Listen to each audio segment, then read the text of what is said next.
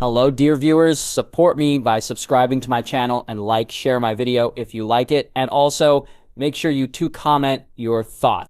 Now let's start the video. Robb Stark. Robb strode in front of the green-cloaked warriors, swinging his sword experimentally as the enemy moved steadily closer. The Green Man had rallied all of his men in order to defend the Isle. 100 warriors dressed in chainmail and leather, wielding crude weapons made of weirwood and dragonglass. Robb had been shocked that there had been so many on the Isle, but after seeing the enemy, he would have preferred a few more men. Even the dozen villagers who had stayed behind to aid their protectors would do little to help against the 500 fanatics. 50 armored and mounted knights led the group, looking resplendent in their silver armor and rainbow cloaks. Their shields bore a multicolored sword on a field of black, the sigil of the warriors' sons. The rabble behind them was undoubtedly the poor fellows, commoners with very little military training and armed with whatever they could get their hands on: wood axes, makeshift spears, pitchforks, and cudgels. Like the green men with their cloaks, every commoner wore a red star badge either sewn onto their clothes or carved into their skin. Leading the small army was a man Robb knew well. "Brienne, Robb, with me," Robb growled, sheathing his sword and walking towards the septon. The High Sparrow held up a languid hand, halting his men as Robb approached him.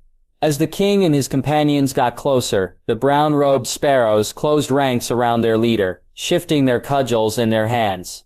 "Robb Stark," the High Sparrow greeted simply. "You are before the King of Westeros." Brienne scowled. "You will address him as such." The High Sparrow merely raised an eyebrow. The Faith never recognized him as the king of anything. "Faith be damned." Ser Robb snarled. "The Seven Kingdoms recognize him as king." "I expected nothing less from the savages in the north," the High Sparrow countered. "The other Lord Paramounts will have to be tutored." "You've assembled a force with the intention of harming my subjects and my land," Robb said, cutting off the argument. "Disperse this rabble and stand down."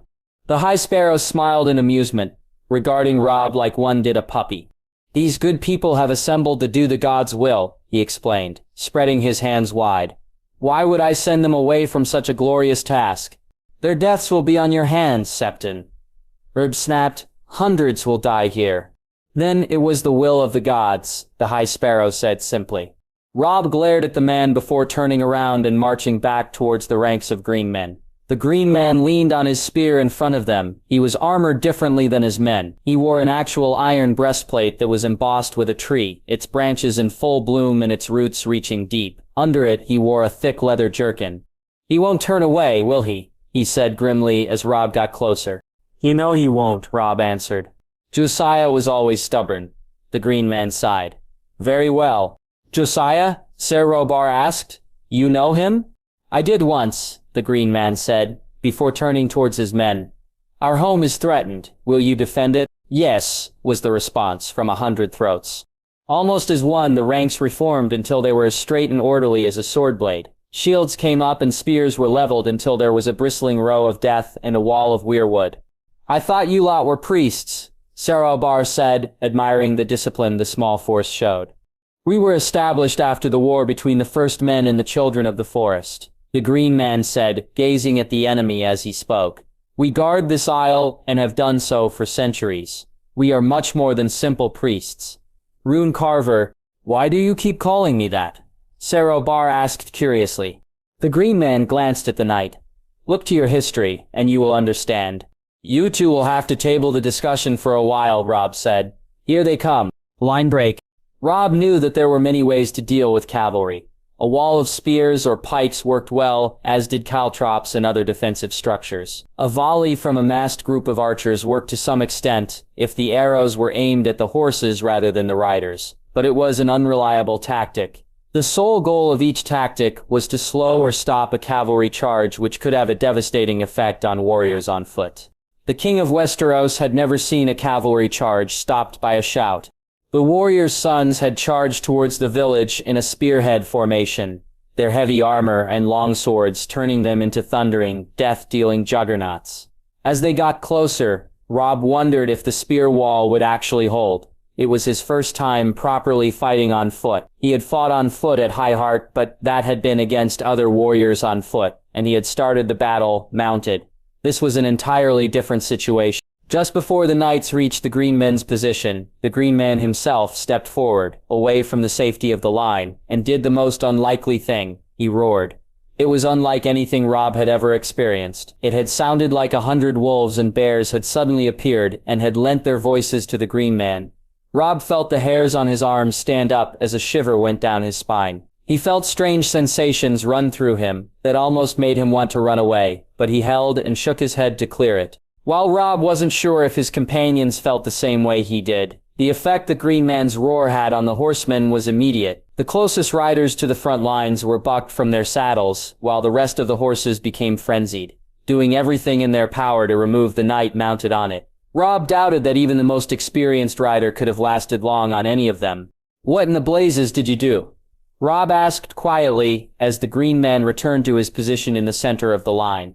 "I reminded the horses what they were," he replied. "Creatures of the wild." It took about an hour for the knights to reorganize themselves after their charge had been stopped, and turned into a chaotic mess of flailing hooves and dented steel. A few of the armored warriors had limped back to their leader, nursing some sort of injury that had taken them out of the fight. 2 bodies lay still where they had landed, their armor and helmets smashed. "Death to the pagans," one bellowed, raising his sword and charging forward. His companions copied the cry as they followed him. The 2 forces met in a mighty crash, as the first 2 lines of green men broke into chaos as individual fights broke out. The green-cloaked warriors accounted well for themselves, wielding their weapons with great skill as they went toe-to-toe with heavily armed and armored knights.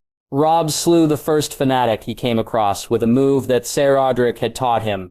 It required the Norther to swipe at his opponent's legs before stepping forward and thrusting his sword into the man's unprotected stomach. It was an involuntary reaction for many to open their arms wider than normal when moving back suddenly, and Ser Odric had taught Robb how to take advantage of that action. The next 2 men had gone down after trading blows with Robb. They weren't bad swordsmen, and they were well equipped, but nothing they had could have deflected Valyrian steel. Brienne and Sarawah protected Robb's back, piling up bodies around them, as they proved why they had been selected for the Kingsguard. After more than an hour of fighting, the remaining knights pulled back and ran back towards the safety of their lines, helped along by a shower of arrows, harpoons, and rocks from the villagers and the few green men who wielded bows. Robb walked up to the Green Man, who was surrounded by a number of his men, and talked quietly to them. He looked up when Robb approached. "How many men have we lost?" Robb asked. "A dozen, another 5 injured," the Green Man said sadly. "Only 10 of the warriors' sons got away," Robb noted. "We definitely put a dent in whatever plans the High Sparrow had." "Here they come," Brienne bellowed, grabbing Robb by the shoulder and pulling him back. While the green men had been tending to their wounded and dead, the High Sparrow had sent his poor fellows forward. They raced towards the green men without saying a word, the only sound coming from their feet against the hard ground. "Ranks!" the green man roared, snatching up his spear. The Guardians of the Isle had only moments to compose themselves before they were slammed into by the mass of villagers. Their shield wall wavered for just a moment and began to slowly be pushed backward, but it miraculously stayed intact against the onslaught. The green-cloaked warriors stabbed and hacked grimly at their new and fresh enemy, taking a toll on the crazed fanatics, but for everyone they killed, another 2 took their place. Robb glanced upwards and saw that there were only a few arrows in the air. Brienne saw the look and muttered to him. "The skirmishers can't get a clear shot," she said. Robb nodded. "Come on," he ordered to his Kingsguard, as he began to retreat from the fighting, 3 green-cloaked warriors taking their places on the battle line. "Joshua," Robb said, running up to the headsman. The headsman still wore the clothes of a commoner, but he now held a bag of crude-looking harpoons over one shoulder, and had one of the small spears in his hand. He nodded to Robb. "Your Grace. Grab your men and follow me. I have a plan." The dozen confused, but grim villagers followed the younger man as they ran between houses until they were on the outskirts of the village, but looking across the fenced animal pens, they saw that they now had a clear view of the enemy. Joshua snarled and raised one of his harpoons. "Fire," he shouted, skewering an unexpecting poor fellow. The wave of missiles from the new direction caused mass chaos among the disorganized ranks of the poor fellows. There weren't many who had shields and none had any kind of armor on. Caught in the open by the wave of harpoons, javelins, rocks, and arrows, most infantry would retreat and reorganize themselves. The poor fellows did more than that. They broke and ran off, still harassed by Joshua and his men. "We have company," Sir Robb called. The king, whose attention had been on the poor fellows, was turned on to the small group of individuals making their way towards Robb. Their robes, shaved heads, and weapons marked them as the High Sparrow's most faithful followers. "The Sparrows. He means to cut the head off the snake." Sir Robb grunted as Robb and Brienne prepared themselves. In a battle of 9 against 3, the odds seemed stacked against Robb, but he was accompanied by 2 elite warriors and he was no slouch with a blade either.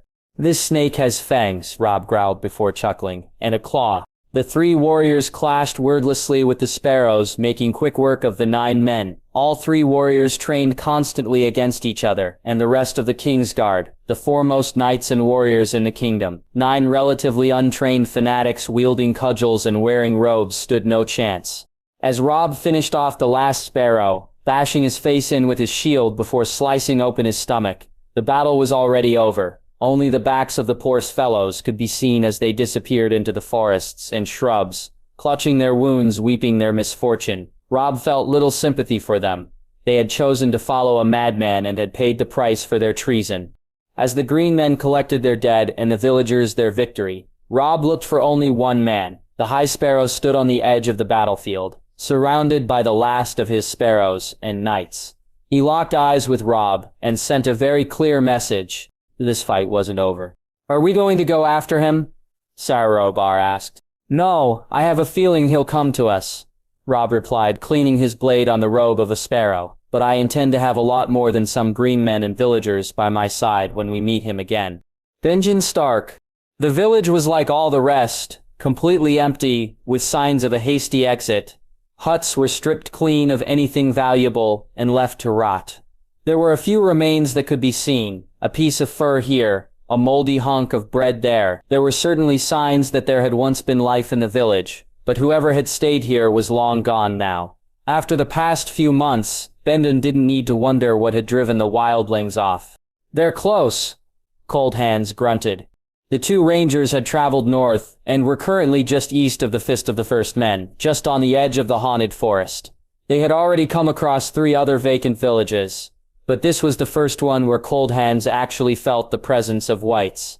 "I'm guessing you don't know how many," Benjen said, as they remounted. "Their presence is weak, less than a dozen," Cold Hands said as they started off. "We will need to be quick. You remember what I told you?" Benjen only nodded. On the first night that they had set off to hunt down proof of the existence of whites, Cold Hands had explained why Benjen now carried a small crate tied to the back of his saddle. Whites could live indefinitely, as they are tied to the power of the others. So long as the others are alive, so are the whites they control. The only way to slay them permanently is either with fire or dragonglass. If they could get just the top half of a white into the crate, then it would never rot away or die and Benjen could travel south and show it to the lords of Westeros. The 2 black-clad warriors traveled for an hour before Cold Hands stopped them. They stood quietly in the middle of the forest, hearing nothing but the cracking of branches as they broke under the weight of the constant snow. The silence was odd and uncomfortable, but Benjen looked around but wisely kept his mouth shut, knowing that the half-white probably had a good reason for stopping them. "Weapons," Cold Hands grunted, drawing his sword. Immediately, the snowy ground around them erupted with dead bodies. Half a dozen whites charged the 2 riders, wordless, soundless wails coming from their open mouths. Just like before, they were dressed in ragged, destroyed clothing, or armor with gray and black bones. Some even had rusted knives or broken swords. Benjen grimly set to work on the 3 whites who came at him, kicking one in the head before cutting the arm off another. It was extremely tough controlling his horse and hacking at the undead, but he somehow managed. When 2 were down, Benjen kicked the 3rd away and swiftly dismounted. He hefted his sword and waited as the being charged again. When it was close, Benjen slipped by it, sliding his sword through where its waist would have been. The being fell in 2 separate pieces, with the legs going limp and the upper half of the body clawing after Benjen, snapping and snarling its broken teeth. The first ranger sheathed his sword and grabbed the crate off his saddle, scooping the white up in one motion. The undead creature resisted capture, pushing and clawing against the inside of the body. But Benjen wrapped black iron chains around the box, before locking it with a heavy lock made from the same material.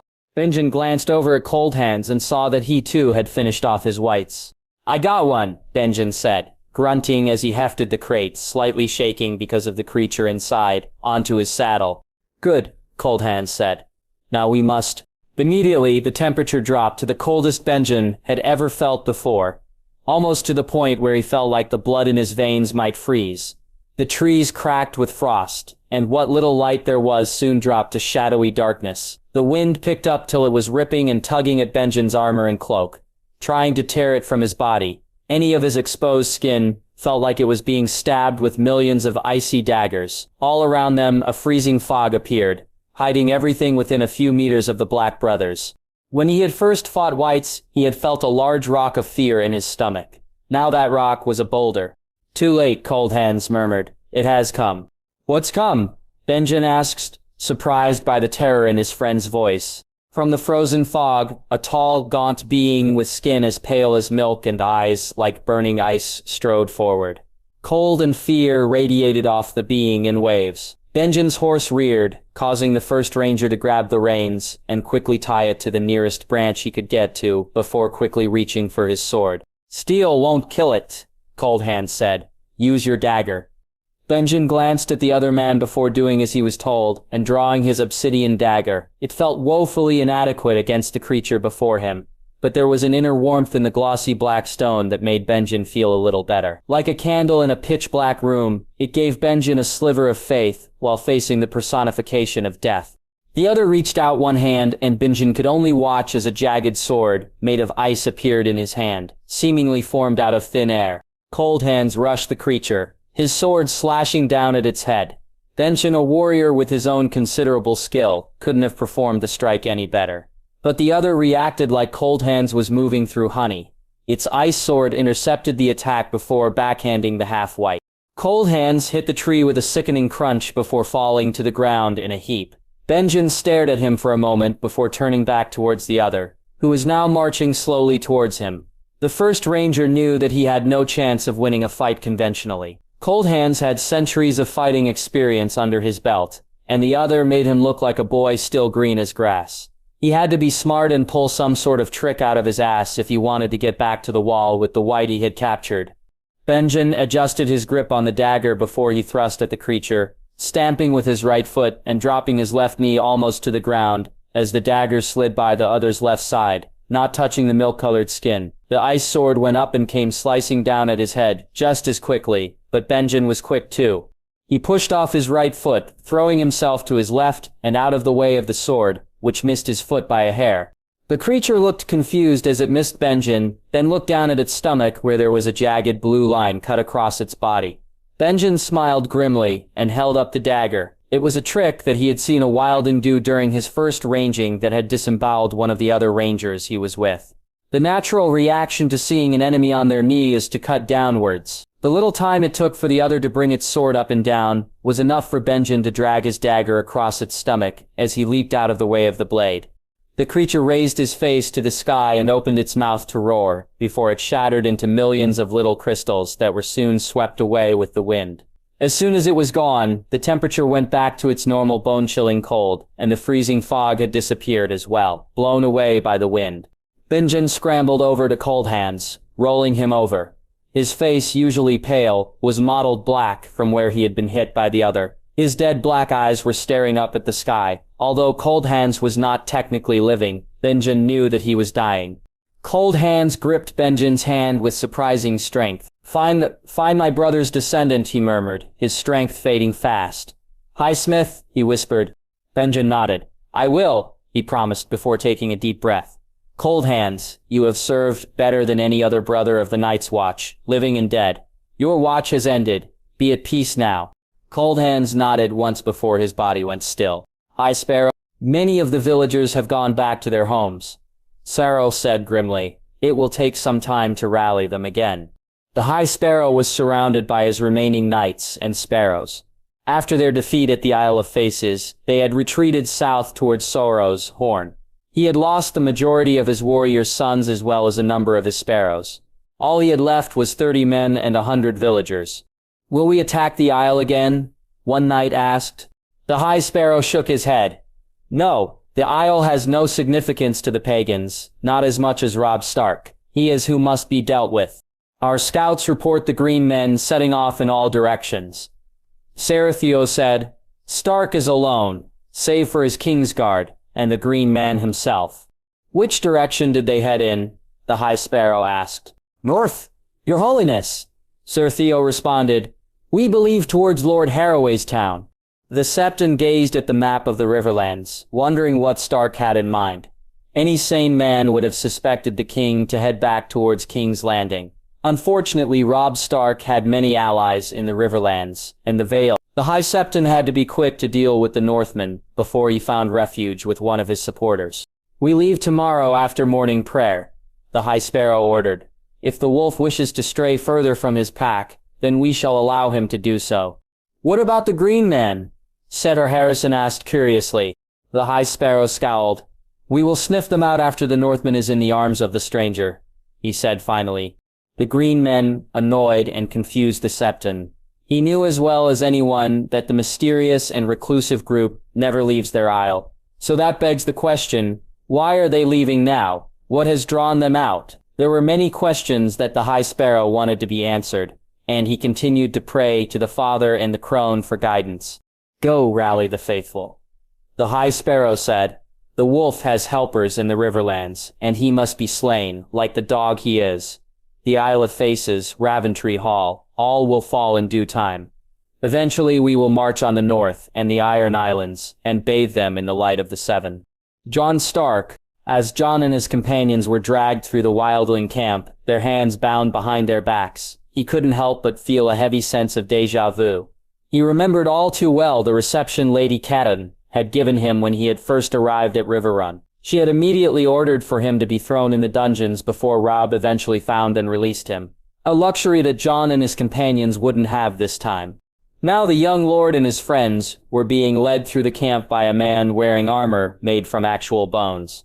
As soon as Gren had seen him, the first word he uttered was Rattleshirt. It was a fitting name, considering the sound the man made while walking. How they were caught had been very interesting. Flashback. Jon and his companions had been riding for a few days since leaving Cryster's Keep and parting ways with the rest of their group. Gren led the way, easily following the multiple tracks that all led in the same direction. The gruff, brown-haired ranger was not as experienced as the half-hand or Jon's uncle, but he was a serviceable guide through the lands beyond the wall. "How exactly do you plan to get a meeting with Mance?" Small Jon asked. "It's not like we can just pop in for a friendly chat." "I will admit that I am hoping the wildlings will question us before killing us," Jon said. "Then we can have that friendly chat, as you put it." "We look like men of the Night's Watch, Jon," Small Jon pointed out. "The two factions aren't exactly friendly with one another." "I'm not a man," Alysanne countered. Even dressed in black breeches, black ringmail, and a black cloak, the heiress to Bear Island was still unmistakably female. Jon nodded to the warrior woman. "Even though we look like we belong with the Watch because we have Alysanne, that will have to make them question if we're from the Night's Watch or not." "You're putting your faith in these savages being smarts?" Small Jon scoffed. "They have fucking ice for brains. You know that there are those in the South who thought the same thing about us Northerners." Jon said, "Now who sits on the Iron Throne?" Small Jon opened his mouth to respond, but when nothing came out he promptly closed it and looked away to hide the red appearing on his face. Jon smiled slightly and turned his attention forward. "Halt," a husky feminine voice demanded. A red-haired girl moved out from behind a tree. One arrow knocked and another two held in her bow hand. Jon found her oddly pretty, even while she aimed an arrow at his throat. Ghost stepped forward and bared his fangs at the girl, who swung her aim onto the giant white wolf. "We're looking for Mance Rayder," Jon said immediately, cantering forward as more and more wildling appeared, surrounding the party. "Heel, Ghost." They were all big, burly men, and women dressed from the neck down in thick furs. They carried weapons made of bronze or iron along with shields covered in rawhide. Even though their weapons and armor were inferior to that used by Jon and his companions, he had no doubt that they were all skilled and fierce fighters. "What do you want from the king beyond the wall?" another wildling asked, striding forward. He wore distinctive armor made entirely of assorted bones. He wore a sword at his side and had 2 dogs on his heels. "Rattleshirt," Grin muttered under his breath, just loud enough for Jon to hear. "To talk?" Jon said firmly, about the long night and the others. Flashback. Jon stopped suddenly when he laid eyes on the towering figure before him. It stood at around 14 feet in height, covered head to toe in long, shaggy hair, with long arms and legs that ended with bare humanoid feet. It carried at least a dozen ivory tusks over one shoulder. Jon wasn't sure if one man could carry a single tusk, even one as big and strong as Gren or Small Jon. "Finished staring?" the red-haired wildling snapped, breaking Jon away from his amazement. "Yes," Jon answered evenly. "I'd steer clear of them, Southerner," the wildling women continued. "Giants don't much like being stared at. They'll get violent. Squash your pretty face until it's just a red puddle in the snow." Jon raised an eyebrow and nodded. "Thanks for the advice." "Shut up," Rattleshirt barked. "We're here." The tent was easily 3 times as big as any around it, created with the ivory tusks that Jon had seen along with the hides of some white animal. Smoke rose through the hole in the top, and the smell of cooked meat soon filled Jon's nose. 2 guards stood on either side of the entrance to the tent, armed with bronze weapons and fur armor. As Jon passed them, they glared. Inside the tent, smoke pooled slightly at the very top. The far edges of the tent were still in shadow, but Jon's attention instantly went to the 2 men sitting around the fire. One was large and old, while the other was tall and lean, with no ears. They both got to their feet as Jon and his friends were pushed inside. "Who do we have here?" the old man asked gruffly, standing in front of Jon, sizing him up. "A couple of crows, who have flown too far from their flock." He glanced past Jon towards Alysanne. "Never seen a woman crow before." "I ain't a crow," Alysanne snapped back. "Are you Mance Raider?" Jon asked. The old man raised an eyebrow. "If I am," Jon narrowed his eyes. "Are you?" The old man noticed the edge on Jon's voice and frowned, a hand going to rest on the short sword he wore at his side. As he did that, Jon felt Smaug step up right behind him. The son of the great Jon was just as tall and broad as the old man, except he was a good 30 years younger. "It's all right, Tormund," a voice said from the back of the tent. Another man stepped into the firelight. He was a little taller than Jon, with a broad chest and a muscular build. He had sharp features and eyes that showed some intelligence to Jon's fortune. He wore black ringmail and fur pants under a strange black cloak that looked to have been repaired with red silk. "I am Mance Raider," he said. "Who are you, if not a crow?" "I am Jon Stark," Jon said. "This is Small Jon Umber and Alysanne Mormont." Mance looked at the 2 Jon mentioned, and then locked eyes on Grin. "He's a crow," he said. "I've seen that look before." "He's our guide," Jon said. "We're not here to fight." "Then why are you here?" Mance asked curiously.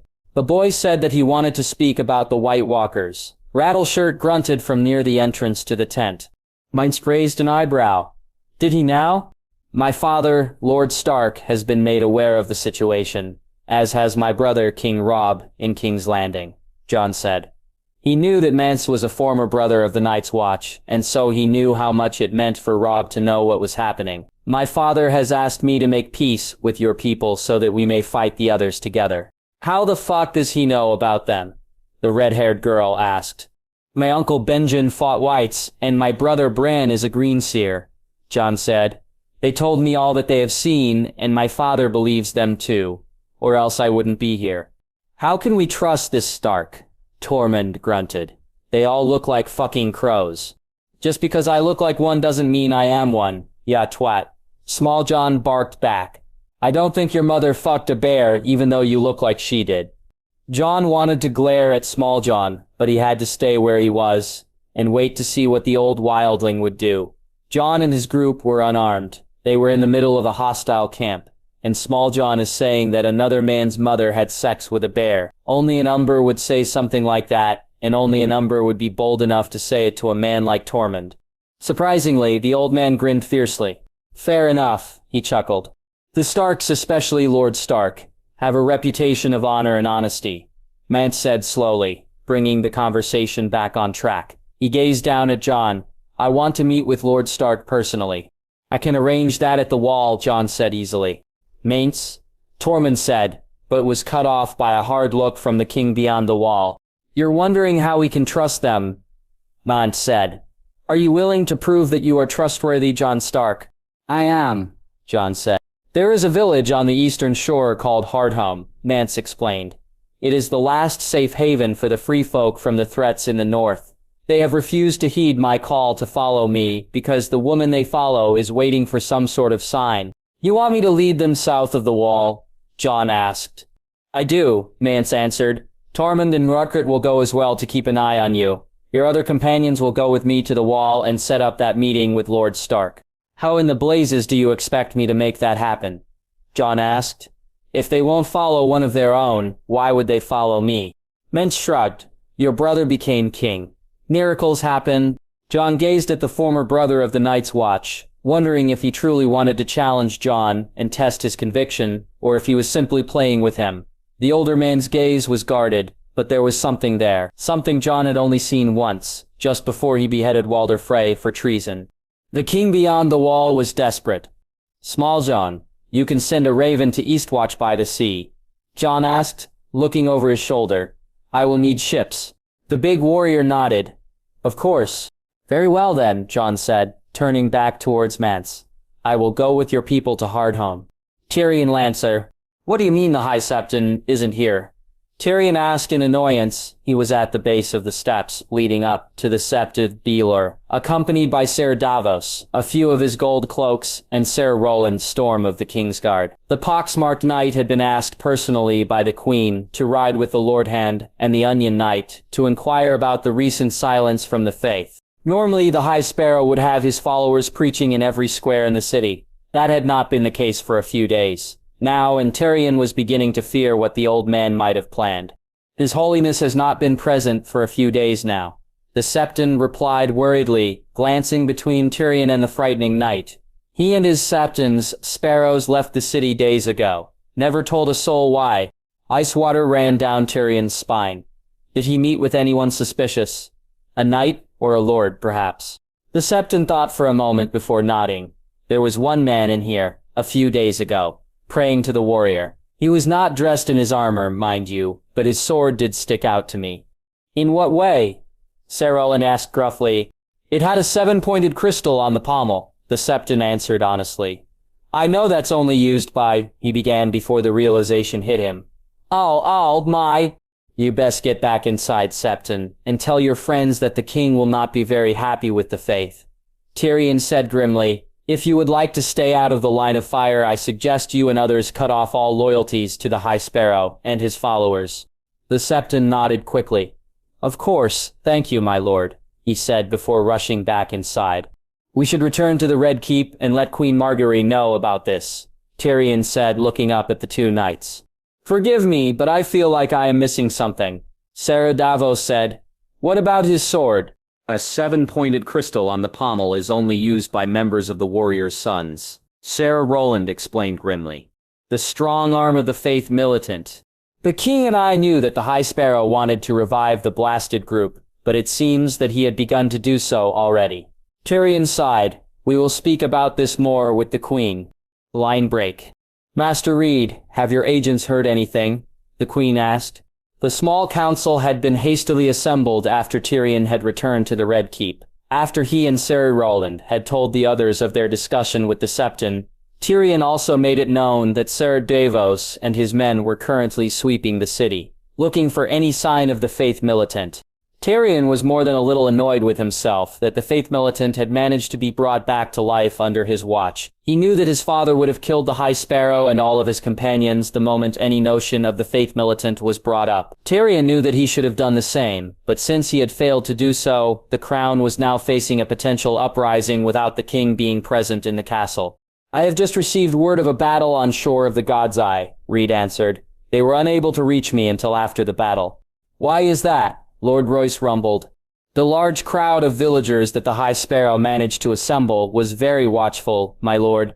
Master Reed said apologetically. Anyone who tried to leave was interrogated and usually killed after being declared deserters of the true faith.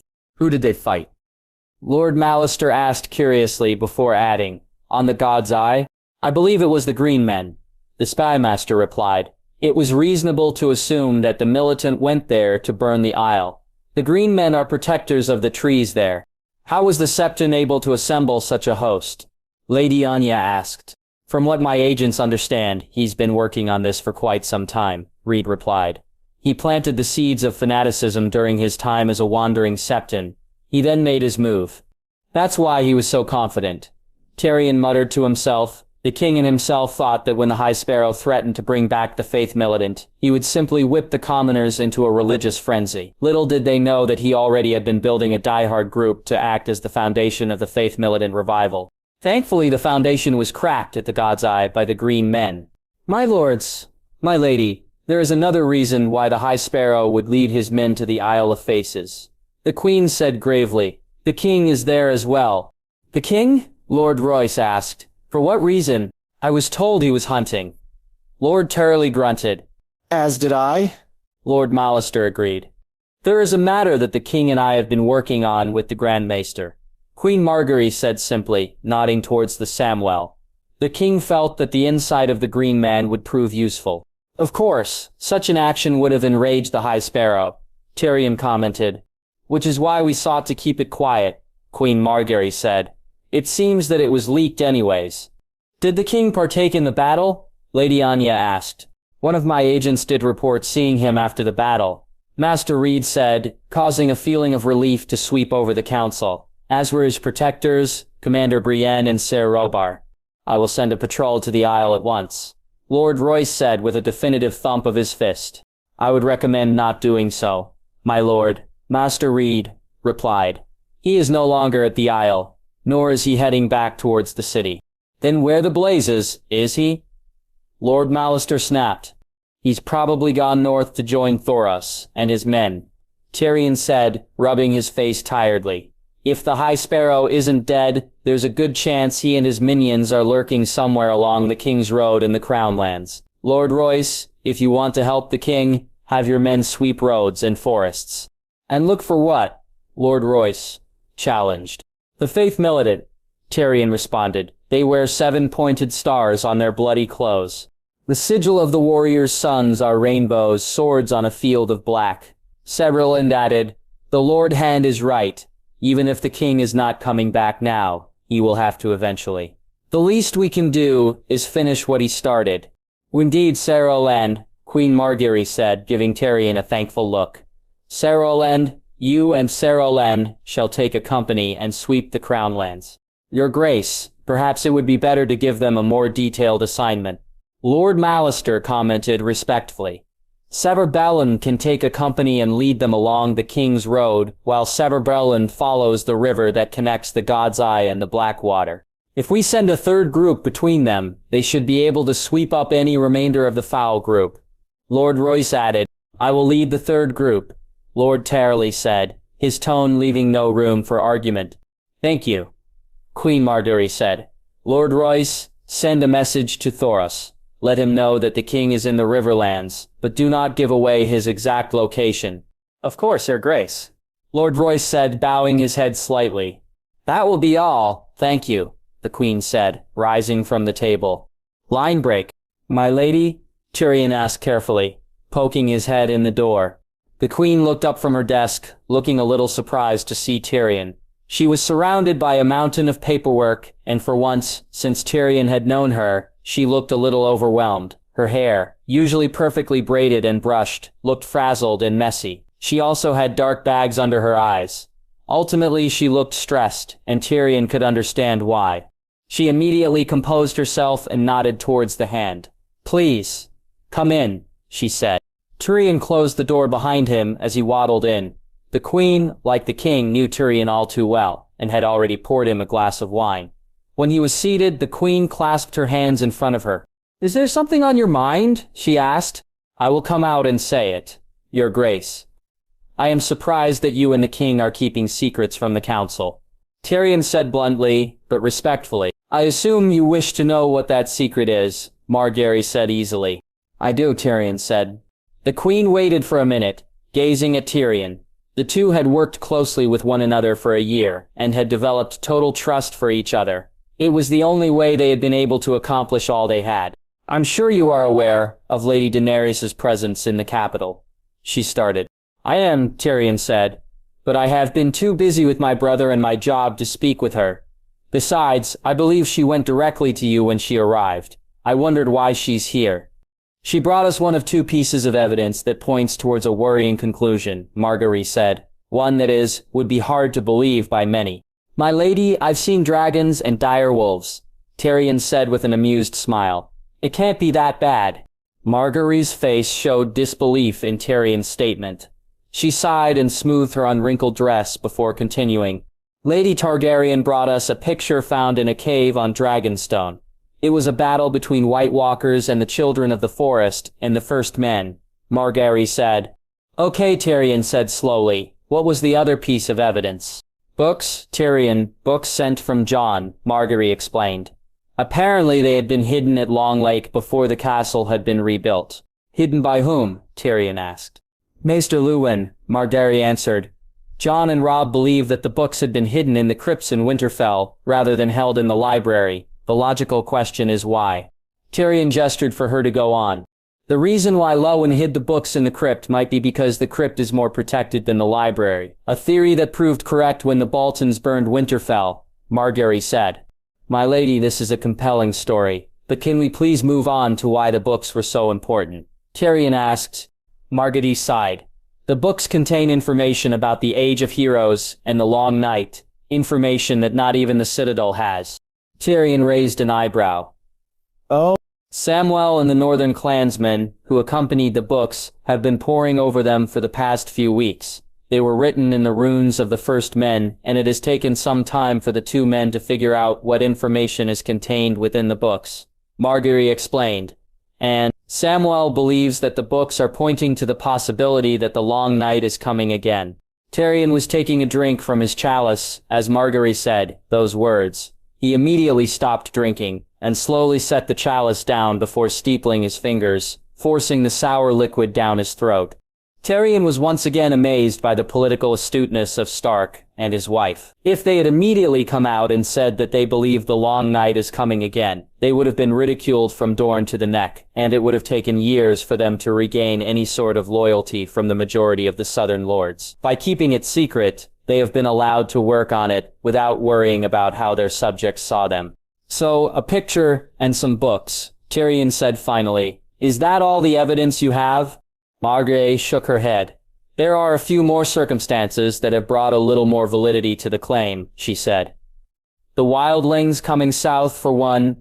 The wildlings have attacked the wall before, Tyrion countered. Mance Rayder, the king beyond the wall, doesn't want to attack the wall, not unless he has to, Margaery said.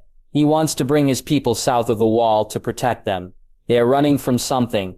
The others, Tyrion assumed. How did you get this information? Robb's youngest brother, Rickon, is protected by a wildling woman that Robb had captured in the Godswood of Winterfell before the war, Margaery explained. She told Lord Eddard Mance Rayder's plan. Another piece to the puzzle, Tyrion muttered. Anything else? Margaery shook her head. Unfortunately not, she answered. That's why Robb went to the Isle of Faces. He wanted to seek guidance from the Green Men. Not a bad idea, Tyrion muttered. Robb wants more proof before announcing this to the rest of the realm. Margaery continued. Definitive proof in his words. Tyrion had a hard time wrapping his head around the idea that White Walkers and their undead army are marching south. Then again, when he and the Queen had started this conversation, Tyrion had stated that nothing would surprise him because he had seen dragons and direwolves. If creatures of myth and legend can come back to life, why couldn't the White Walkers? Again, Robb Stark had amazed him. Tyrion, Margaery said, bringing the hand out of his thoughts. Jon and Lord Eddard are well aware of the situation in the north, and have been working tirelessly to find proof of the threat as well as a peaceful solution with the wildlings. There is not much Robb and myself can do besides wait and find out as much information as possible from every source at our disposal. Of course, Your Grace, Tyrion said. Once again, the king has amazed me. Give it a few more years, my lord. You'll get used to it, Margaery said with a smile. Please, Tyrion, keep this matter silent. I am not sure if the faith knows about our involvement, but it would cause another uprising that we simply cannot afford to have. My lips are sealed, your grace, Tyrion promised. You have my word. Robb Stark. You called the High Sparrow Josiah, Robb said. Why?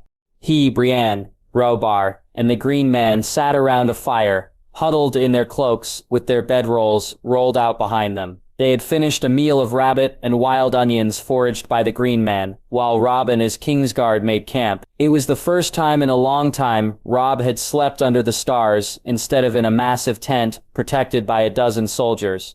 The group was riding towards Lord Harroway's town, which was just northeast of Harrenhal. Robb needed to find Thoros, or one of his lieutenants. The men of the King's Company were the only standing force Robb could call upon to deal with the Faith Militant. It would take a week or more for a lord to muster any force large enough to deal with the Septon and his fanatics. The Green Men would have made a fine group to stamp out the last of the Faith Militant, but they had their own mission. The morning after the battle, they had set out in all directions to awaken the deep forest, according to the Green Man. Robb had never seen a man ride an elk, but the green-cloaked warriors looked oddly perfect on them. They looked like characters out of one of Old Man's stories. You said that you knew him once, Sir Robb added, remembering the comment before the battle. The Green Man nodded. I was not always the Green Man, he said with a shrug. I grew up in that little village, and Josiah had been my best friend. Robb raised an eyebrow. How long ago was this? The Green Man thought for a moment before answering. Almost 70 years ago, he answered simply. You don't look older than 40, Brienne pointed out, sounding skeptical. The Green Man shrugged again. The old gods give the Green Men certain privileges. Extended lives are one such privilege. Like the roar, Robb said, remembering how the Green Man had stopped the Knight's charge. The Green Man nodded. Indeed, he said. Josiah and I grew up as close as brothers, but we grew apart after his father had died from a terrible sickness. He had prayed before a heart tree for hours each morning and every night, but his father died all the same, and Josiah blamed the old gods. How did that tear your friendship? Robb asked. Everyone in that village has always been firm believers in the old gods, the Green Man explained, his face lit up by the firelight. Although his features were young, his eyes showed his true age. I was no different. Josiah became a slave to his anger and bitterness, shunning everyone and everything that had to do with the old gods. It's the reason he became a Septon, and why he's so devoted to the Seven. He sees them as direct competition to the old gods.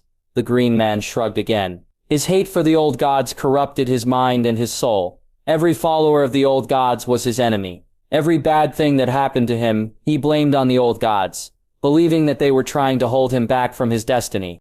Which is why he wants to revive the Faith Militant and wants to burn the Isle. Robb assumed. The Green Man nodded. You are almost correct, he said. Josiah returned to our village after he had become a wandering Septon. He tried and failed to convert the people there. It was that event specifically that pushed him to rebuild the Faith Militant. If he could not convert the people of his own village, then he would make them pay for their paganism.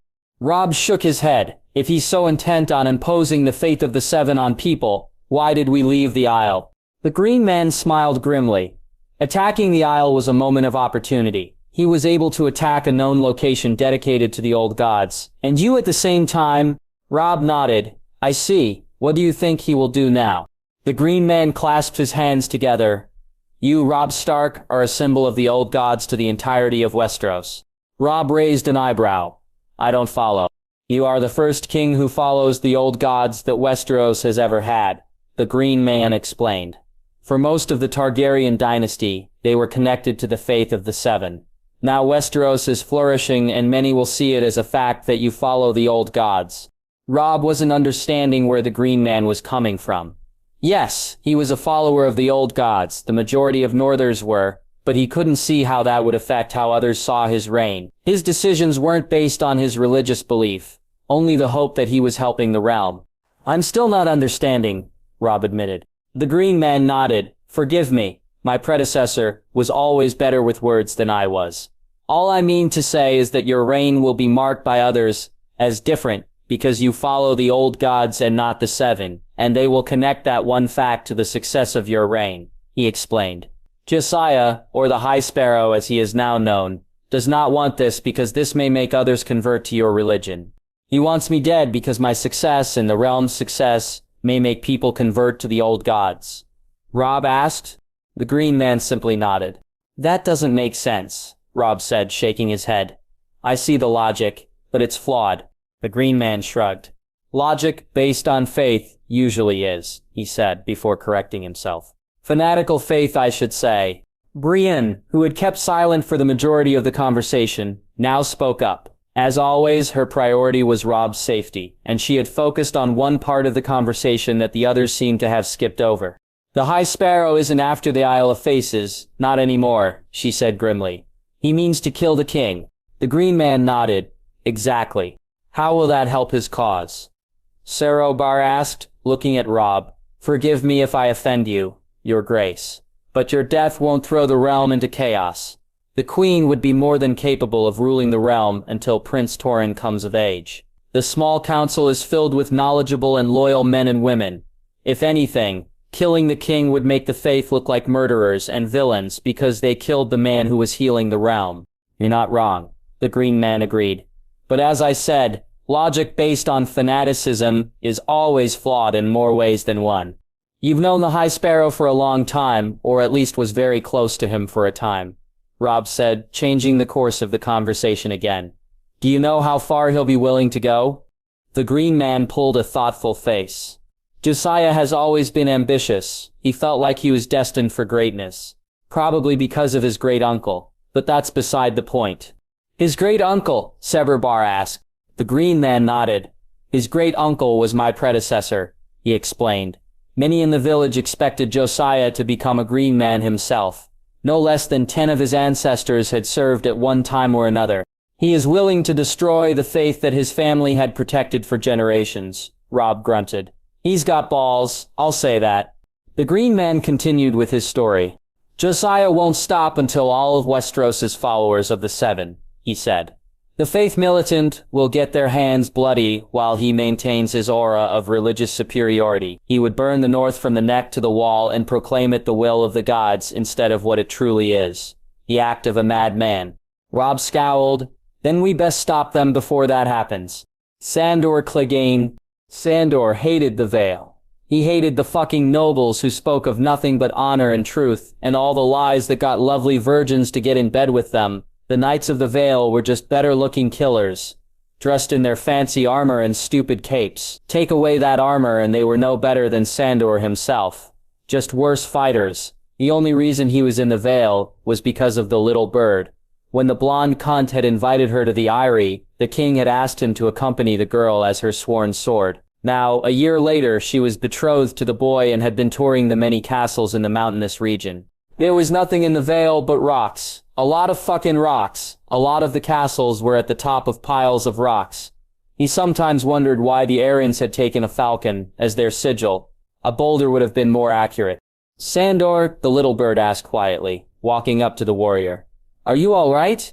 The man known as the Hound looked down at his charge. She wore a comfortable blue dress under a cloak of white. Golden falcons flew around the collar of her dress, while a silver direwolf pendant hung from around her neck. During her time in the Vale, the girl had overcome her shy, frightened nature and become someone with an actual purpose and character.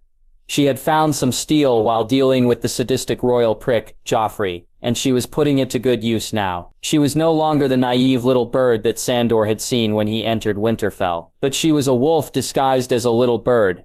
Fine, Sandor grunted. Go to bed. The small retinue of knights and ladies-in-waiting that accompanied the little bird numbered 24, 4 women and 20 knights. Lord Arryn wasted no expense in making sure his betrothed was well protected, and had suitable company as she visited his bannermen. They were returning from the Red Fort, where they had been hosted by Lord Jasper, the new lord of the castle, after his father had died at the Battle of King's Landing.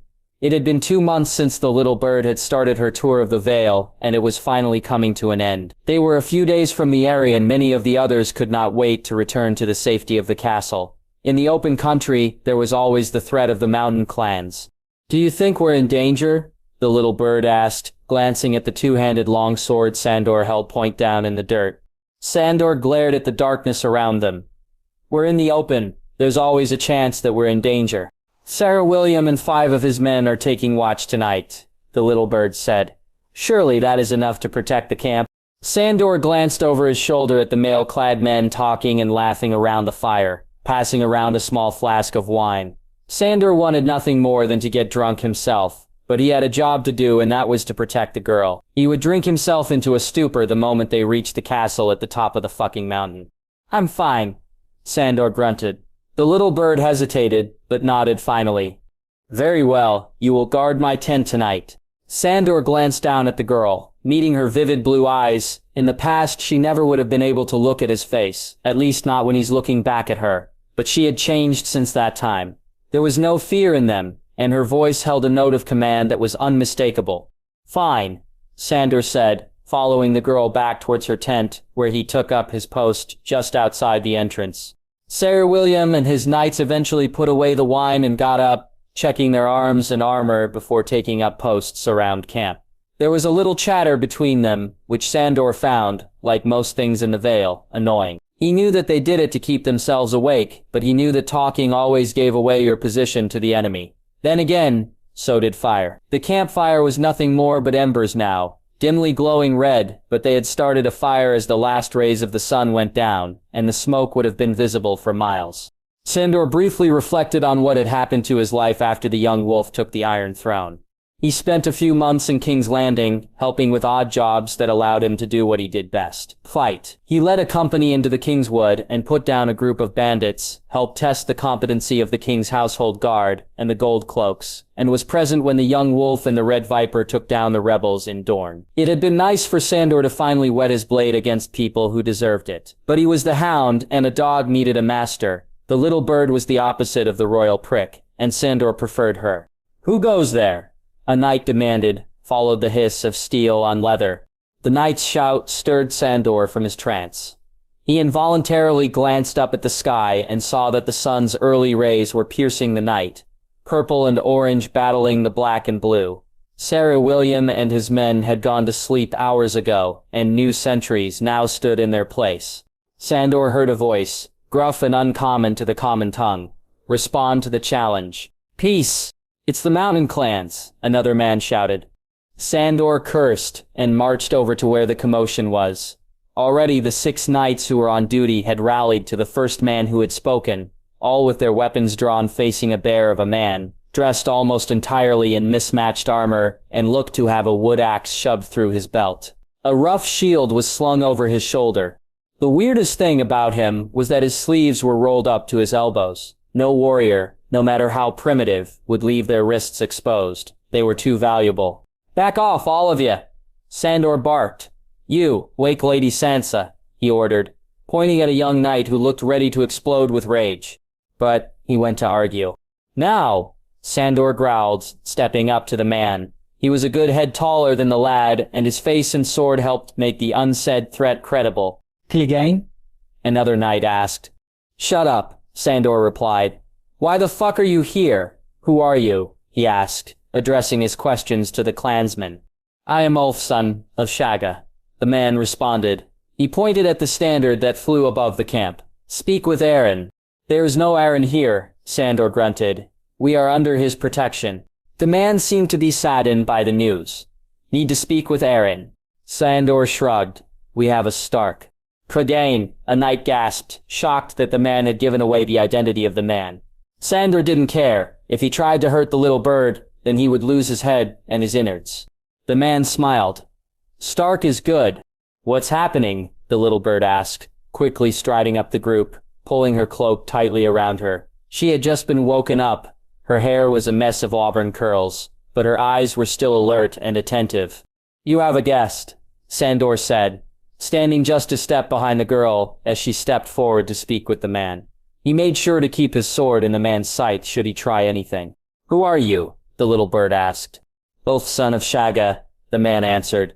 You are Stark? He asked, not looking all that convinced. I am Sansa Stark, daughter of Eddard Stark, Lord of Winterfell, the little bird answered. What do you want? I speak for the tribes, Ulf answered. The signs have been seen and we march north. We swore an oath and we will hold it. The little bird was confused. You go north? As in the north. We go to fight, Ulf explained, striking his chest proudly. The ancient enemy comes again, and we will stand with the Starks once again. The knights all shook their heads, looking confused and a little alarmed. From the way the clansman described it, he and the other clans meant to head north and fight the Starks. But Sandor wasn't so stupid. The savage said he would stand with the Starks, meaning that he would fight beside them, not against them. He also mentioned an ancient enemy. Sandor wasn't the greatest student growing up, especially when he knew that he could make a living killing. But he wasn't stupid. You mean the others? The little bird said. The man nodded.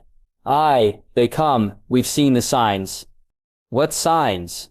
The girl asked. Protect the land, watch the stars, Ulf answered immediately, almost like he was saying the words of a house. This is the ancient code. We will leave our home defended, and will return to resume the fight for our land. But we have an older oath to keep. To who? The little bird asked. The Stark in the north, Ulf answered firmly. The ancient enemy marches south again, and we will meet them with axe and arrow. With that said, the clansman struck his chest, nodding to the little bird like a salute, before returning to the forest. When he was gone, the girl turned to look at Sandor. She looked confused, but also resolute. Sandor Clegane, she said, the steel in her voice impressing the hound. We must get back to the eyrie. It seems I must go home to Winterfell. Will you join me? Sandor looked at the girl for a moment before dropping to one knee, holding his sword point down in front of him. I am at your command. Renly Lannister. Jaime found Tommen, watching a painter in the gardens. The man was painting a scene of the sunset, reflecting off the flowers, bushes, and stone path. It was a myriad of colorful nature bathed in a golden glow. The artwork wasn't bad, not Red Keep worthy, but it would certainly end up in the hall of some lord. Probably somewhere in the Reach. They loved flowers and nature of all kinds. Tommen was watching from a distance, enough so that he could easily see what the painter was doing, but far away enough so that he wouldn't be noticed. Nephew, Jaime said quietly, not wanting to disturb the painter. I did not expect to find you here. Tommen glanced at his uncle before returning to the painter. He's good. Jaime shrugged. Looks like it, he said. The closest thing Jaime did to painting was killing.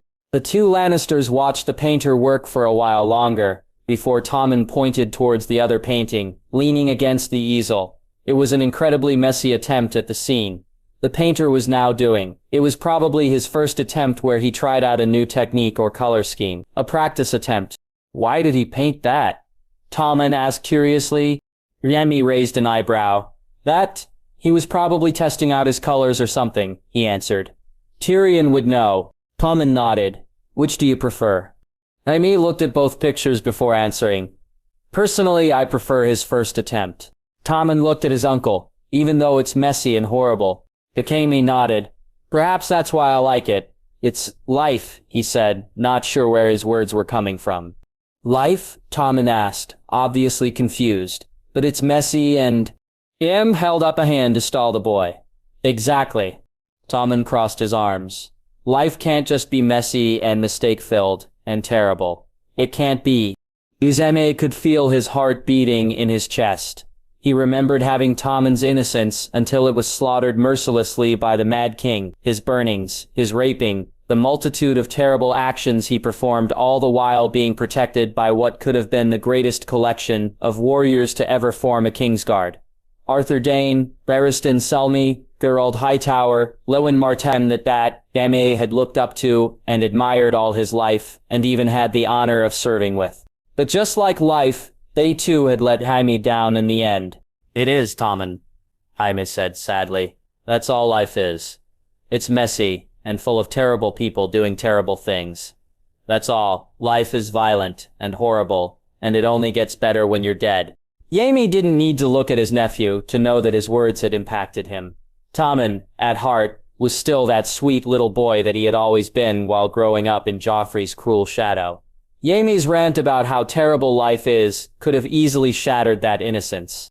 The former knight sighed and laid a hand on the boy's shoulder. Tommen, that's what makes people like you and Tyrion and even Robb Stark a rare breed. Tommen frowned. What do you mean?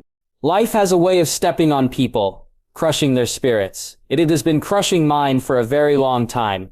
Jaime explained quietly, before clearing his throat and going on. Only extraordinary people like yourself can still stand up after all of that, and see somehow all the good life has to offer. I couldn't agree more, Tyrion said, appearing out of nowhere. Nephew, would you give your uncles a moment? Cummin nodded. Sir Brynden wanted to train at noon. I need to go anyway. Tell the Blackfish that training will be cancelled today, Tyrion said. I have another task for you. Go find Lord Royce. He will be in the armory. Tommen nodded and walked off, leaving the two brothers alone. Becoming a pessimist, brother? Tyrion asked, leaning against the wall. That speech of yours was quite depressing. Almost sounded like father, except you had some emotion. Uenne crossed his arms. I think I've earned the right. Tyrion nodded. I'll let you be the judge of that. Why did you send Tommen to Bronze Young? Jaime asked as the two brothers watched the painter finish up his work. The High Septon has decided to cause a little trouble. Tyrion scowled. The Queen is sending 3 companies of men to snuff out the High Septon and his faith militant. Faith militant, Jaime said, surprised. The man's ambitious. And stupid. Tyrion agreed. Sir Balon, Sir Roland, and Lord Tarly are leading the 3 groups. Sir Balon has asked that you and Tommen accompany him. Jaime nodded slowly.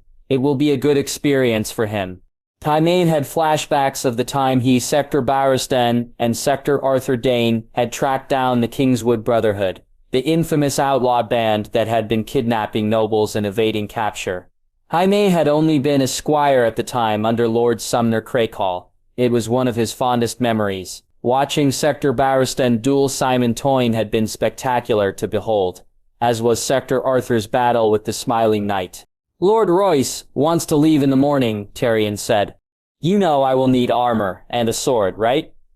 Jaime asked. Tyrion nodded. You will have both, he promised, catching Jaime off guard. Tyrion caught the look.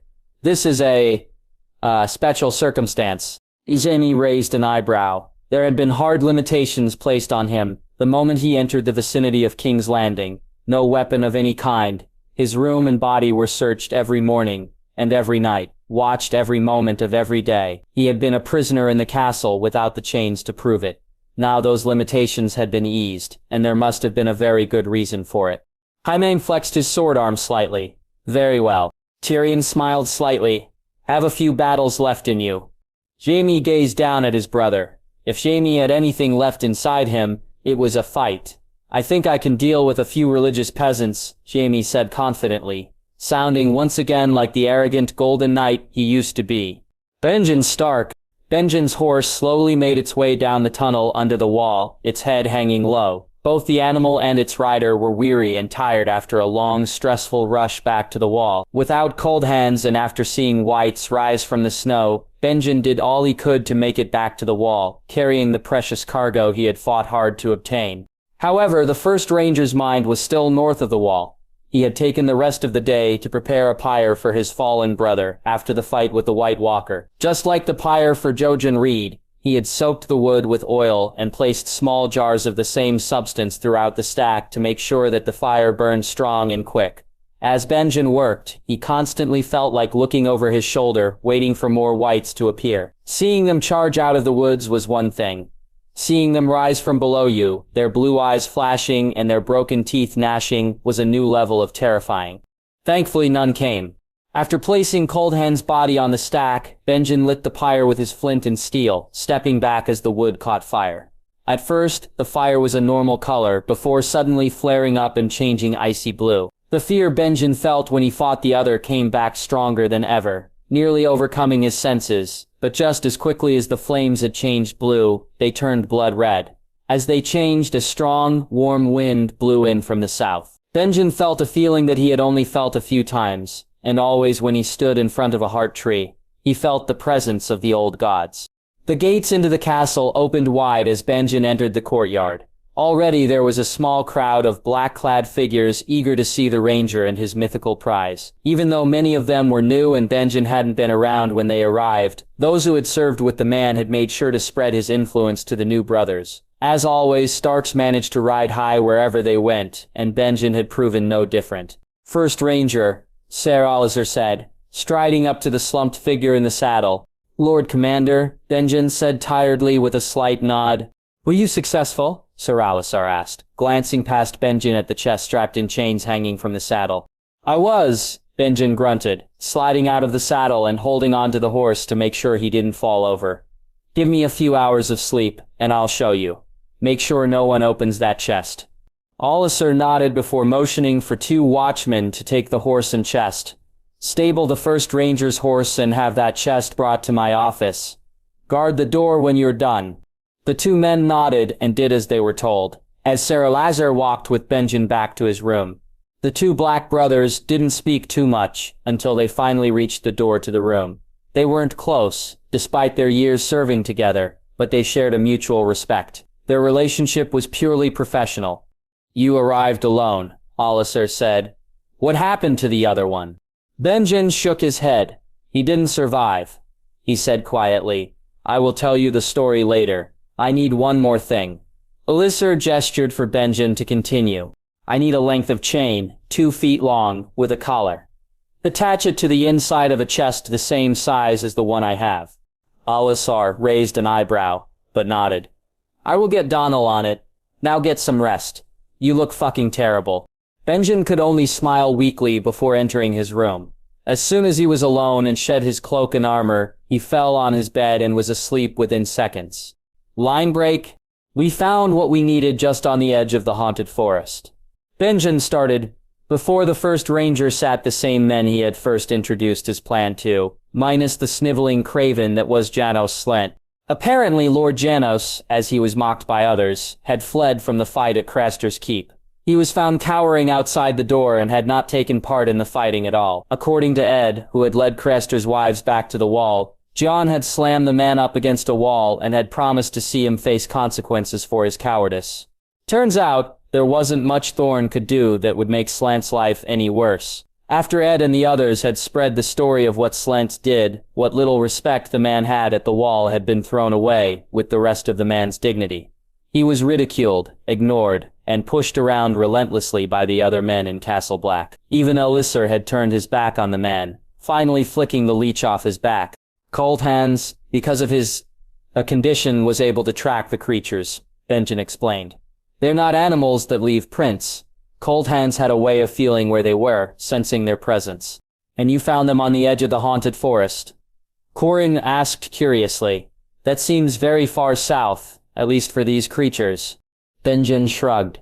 I guess? How they attacked us was very telling, he continued. They rose from the ground, from beneath the snow. They look like shambling creatures, but they can move quickly, when need be. How did you fight them? Donal Noy grunted before elaborating. Kill them, I mean. A lot of hacking and slashing, Benjen admitted. Cutting off an arm or a leg won't slow them down or stop them. They'll attack you regardless of what you do to them. They'll fight and fight until either you die or you take off their arms, legs, and head. It's like nothing we've ever trained for. There's no way to prepare for them. What happened to Cold Hands? Alisar asked, pushing the story forward. Benjen grimaced. We thought we'd be dealing with just whites, he explained. We didn't expect another to appear. You fought a White Walker? Corin asked, leaning forward. God's willing. I won't have to fight another. Benjen nodded.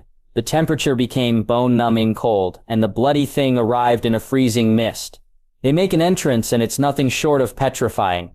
Since you're still here, I assume you defeated it, Alisar said. How? Benjen drew his dragon glass dagger and laid it on the table before the 4 men. This is how I defeated it. Maester Aemon reached out, patting the table lightly until his hand touched the dagger.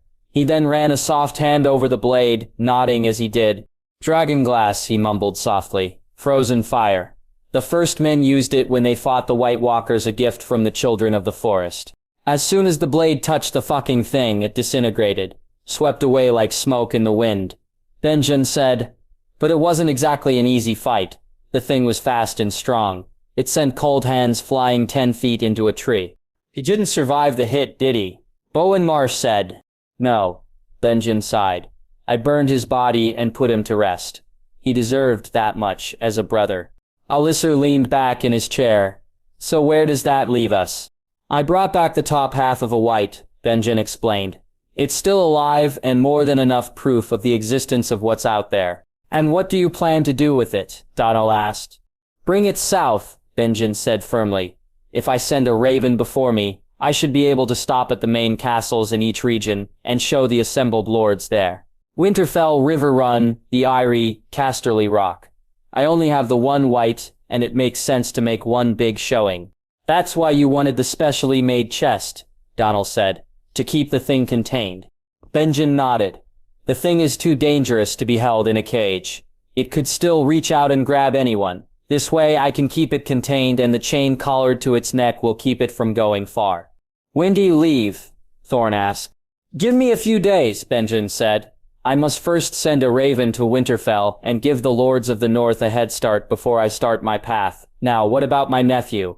Has there been any news on him? Only his companions have returned. Bowen Marsh said, shaking his head. But the wildling horde continues to move south.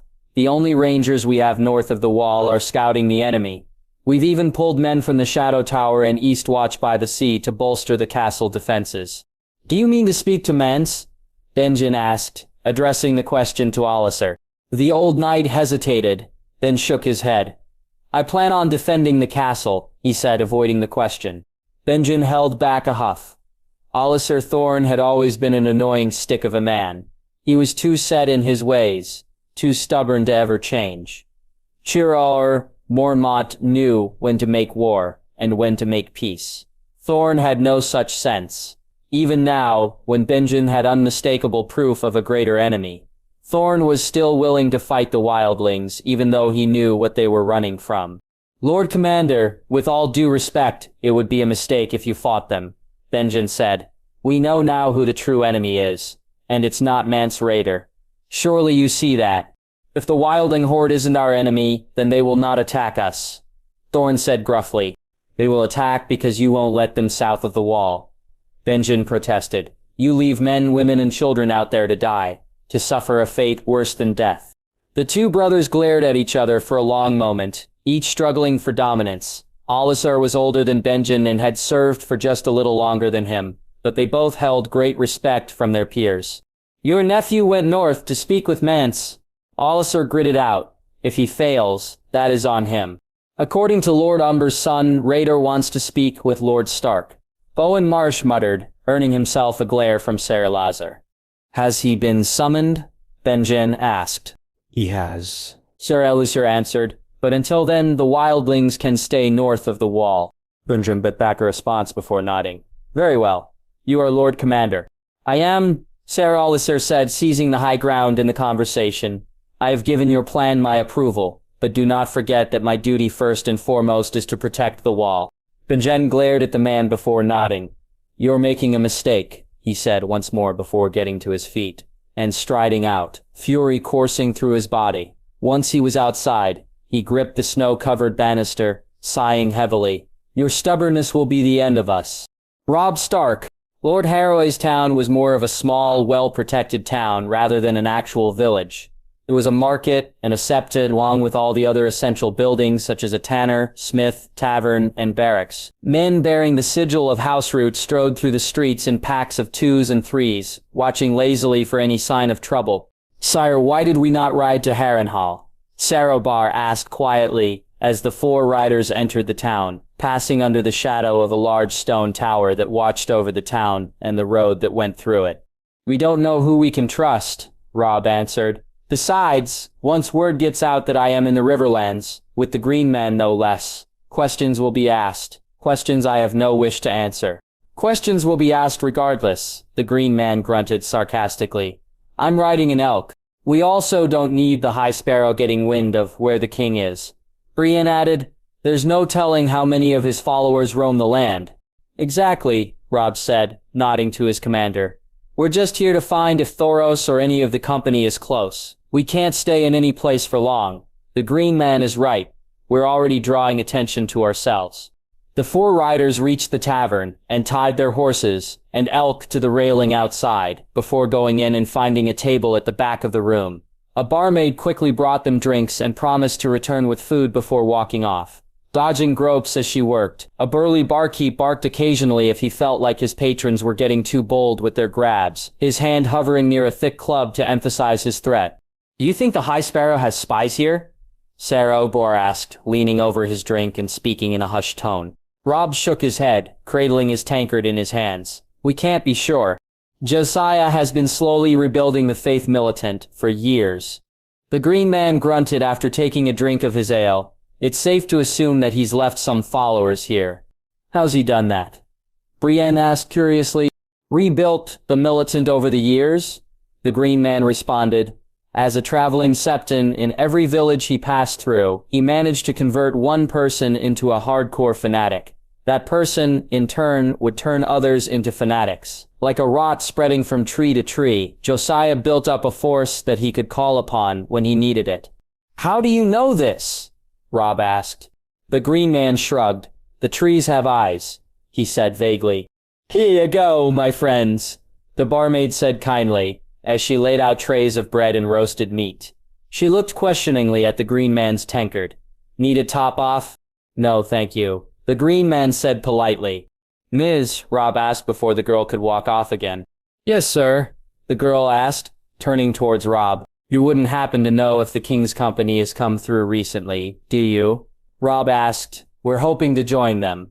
The girl smiled apologetically and shook her head. "I'm afraid not. They don't tend to come this far east. You can usually find some of them camping at High Heart." Robb held back a sigh of frustration, forcing a smile on his face. "Thank you." The girl nodded and left, leaving the four warriors alone. "Wonderful," Sarobar muttered darkly, loading his plate with bread and meat. "What now?" "High Heart is a 2-day ride from here," Robb said, picturing a map of Westeros in his mind. "If we push hard, we can make it in a day and a half." "I'm surprised Thoros hasn't left some men to patrol the King's Road," Brienne said. "The Mountain and his marauders destroyed much of the land around Acorn Hall and Pink Maiden. The King's Road was mostly left alone." Robb explained. "We'll spend a night here and move on in the morning." Line break. After breaking their fast at the tavern, Robb and his companions set off west, setting a steady pace that saw them eating up the distance between them and the ancient hill. There was little talk among the four riders, each knowing that reaching High Heart was essential for their survival. The central riverlands were filled with farms and villages, but there was no telling if any of them were loyal to Robb or the High Sparrow. For most of the ride, Robb berated himself for allowing the High Sparrow to raise the Faith Militant.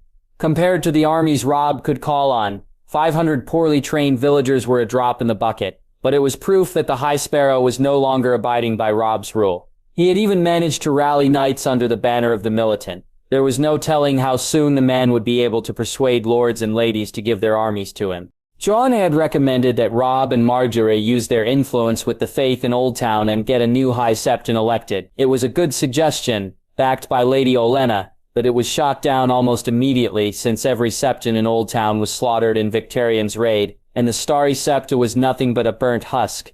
The Sept of Baelor was now the sole, undisputed center of the faith of the Seven in Westeros.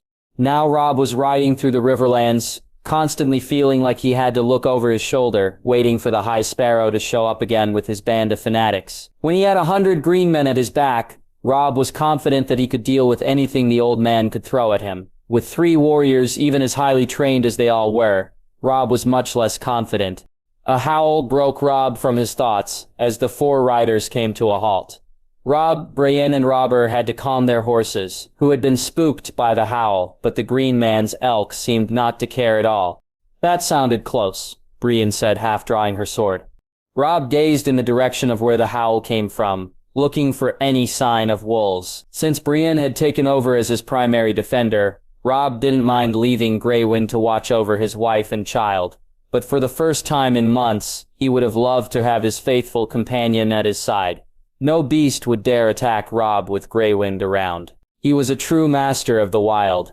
"Much like you, that wolf has strayed too far from its pack," a familiar lecturing tone said. From either side of the road in front of Robb and his companion, 7 riders emerged. 6 were knights in silver armor, wielding swords and shields, each showing wounds from the battle at the Isle of Faces, while the 7th was a man Robb knew all too well. Robb drew his sword. "Ready to finish what you started, Septon?" The old man did not look impressed with the Northman's fighting words. He merely held up a hand, signaling something, though Robb wasn't sure what. 7 riders behind us, Brienne whispered to Robb. Back to back, Robb ordered, keeping his eyes on the High Sparrow as his 3 companions prepared themselves. Brienne and Robert drew their swords while the Green Man hefted his axe. It didn't have to be like this, the High Sparrow said, moving a little closer. All you had to do was convert from your pagan ways. The way you converted from yours, Robb snapped, smirking slightly. Did you tell your men that you were once a follower of the old gods? The High Sparrow scowled. I found truth and true faith in the 7. I no longer recognize the false gods of trees and stone. Gods your family has always protected and served. Robb countered. Your fanatics see you as a godly man, but I know you for what you really are. And what might that be? The old man asked. An ambitious coward, Robb said. A man who lets others fight and die for him while he continues to run his mouth. The High Sparrow spread his arms wide. These honorable and noble men do not fight for me, Robb Stark, but for the 7 that are one. They fight and die so that you can grab at power you have no idea how to wield, Robb countered. Do not give me mud and call it wine, you 2-faced swine. I will stop you before you throw my realm into chaos. The old man shook his head sadly. May the Father have mercy on your soul, and may the stranger drag your corpse to the depths of the 7 hells. Robb snapped back. The High Sparrow only nodded before taking his place behind his knights. One warrior moved forward, lifting his visor on his helm, so that his voice could be heard. He drew his sword and looked at his comrades. May the warrior give us strength, he shouted, before closing his visor and charging forward, the other 5 knights, right behind him. Harrison Jass, Robb muttered darkly, as the knights thundered towards him. Of course, you're here. Harrison was the first man Robb engaged. Since they had met a few weeks ago, the man's sword work had remarkably remained unchanged.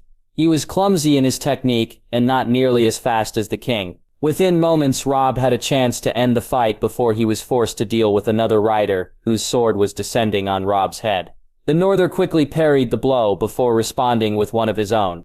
The 4 riders fought with everything they had for a few vital moments, occasionally getting a lucky blow against a rider, but the odds were hopelessly against them. They were outnumbered, overwhelmed, and only a few minutes away from being dead on the ground. A howl shook the forest, this time much closer than before. Horses skittered and riders were forced to take their attention away from the battle so that they could regain control of their mounts. Robb tried to take advantage of their confusion, but he was only able to strike down 1 knight before he was attacked by another 2.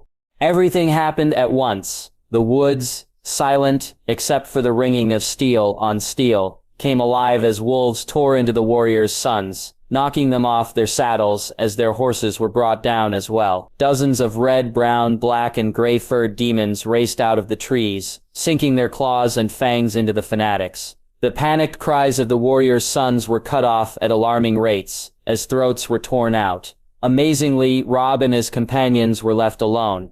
With the battle over, one more wolf came onto the road. This one was much larger than the others in the pack, and Robb immediately recognized it as a dire wolf. Its gray fur and golden eyes reminded Robb of Greywind, but there was something in the wolf's eyes that was much different. There was a wildness there that Greywind didn't have. It was clearly the alpha of the pack, and the other wolves showed it respect. The wolf looked at Robb before turning towards the High Sparrow, a ferocious growl reverberating in its throat. The Septon's horse reared in fright, throwing the old man from the saddle before bolting off, followed by 2 hungry wolves. The large wolf continued forward until it was standing over the Septon. Now the rest of its pack had surrounded the High Sparrow, sitting and waiting for their leader to have the last kill. There were nearly 20 wolves in total, the largest pack that Robb had ever seen in his life. The High Sparrow's death was quick and bloody. As the dire wolf bit down on his neck, one hind leg came up and disemboweled the man in one stroke, spilling his guts across the road. As soon as he was dead, the dire wolf moved back, allowing others to come forward and feast on the old man's corpse. Robb couldn't believe what he was seeing. There was so much happening, but there was only one name rolling around in his brain. Nymeria, Robb said. The dire wolf padded towards Robb, gazing at him with the wild golden eyes. The Northern King kept a firm hand on the reins as the wolf circled him, sniffing him. Finally, the wolf came to a stop in front of Robb. Nymeria threw her head back and howled up at the sky before bounding off into the forest. The other wolves responded to the howl before following their pack leader into another hunt. The green man dismounted and walked over to the High Sparrow's corpse, pushing the remains with his foot. He nodded once and looked back at Robb. It seems the wolf was not as far from his pack as he thought. "Who's Nymeria?" Robb asked. "The Dornish queen?" "My sister Arya named her direwolf after her," Robb explained, patting his horse's neck affectionately. "She had apparently run off after savaging Joffrey's arm. No one has seen her in months, years." "It seems that you are not the only wolf thriving in the south, sire," the green man said with a half-smile. "Hopefully we shall see our savior again. Jaime Lannister." Jaime slew the last poor fellow, with dismissive ease. The man, like most commoners, wore wool clothing and carried a wooden cudgel as a weapon. Against the castle-forged steel in Yemi's hand, he was cut down like wheat before a scythe. He was the last man of the 100 fanatics that Serad Balon's company had encountered. The company had found a group of warriors' sons rallying villagers around Salazhorn. The plan was simple, and the battle itself was fairly one-sided. The warriors' sons had accounted well for themselves as they were anointed knights after all, but the villagers had been routed almost instantly. Sargrilan looked to have lost a few men in the battle, but it was clearly a one-sided contest. Jaime had done what he did best. 2 knights and another 5 villagers littered the ground around him, proof that he was still one of the deadliest swordsmen in Westeros. There wasn't even a nick on Jaime's body, even though his armor had splashes of claret across it. Tommen had accounted well for himself. He had managed to take down a knight in single combat, trading blows with a man almost twice his age, before spilling the man's guts all over the road. Heman had seen the fight and knew that Tommen would eventually come out the victor. The knight had poor technique and was clearly overconfident as they fought. Tommen wore a hood of chainmail instead of a helm, and that allowed his opponent to see that he was fighting a boy. Nevertheless, that boy had been trained by Jaime, and that had been the deciding factor. Now the young lordling was being congratulated by those around him for his first kill. "Jaime," Serad Balon said, walking up to the ex-knight, "I would have your opinion." Jaime raised an eyebrow. "What about?" "Lord Tarly has reached the God's Eye," the knight said, "as has Sir Roland. They are currently sweeping around the edges of the lake. Seeing as you are the only man present who has ever been given command, I would like to know what you would do in this situation." Jaime nodded slowly, thinking over what the knight had said. "The High Sparrow is unaccounted for." Serad Balon nodded, as are 13 of his knights. Before the 3 companies had departed on their missions, the Master of Whispers had given each company leader rough estimates on how many sparrows and warriors' sons were still on the loose. They had been the ones that needed to be killed. They were some of the High Sparrow's most ardent supporters and rallying points for any fanatic villagers who remained after the battle at the Isle of Faces. "I doubt he's anywhere near Antlers," Jaime grunted. "He must have gone further north. And the 13 knights are likely his best warriors," Serad Balon said. "Indeed," Jaime said, thinking carefully.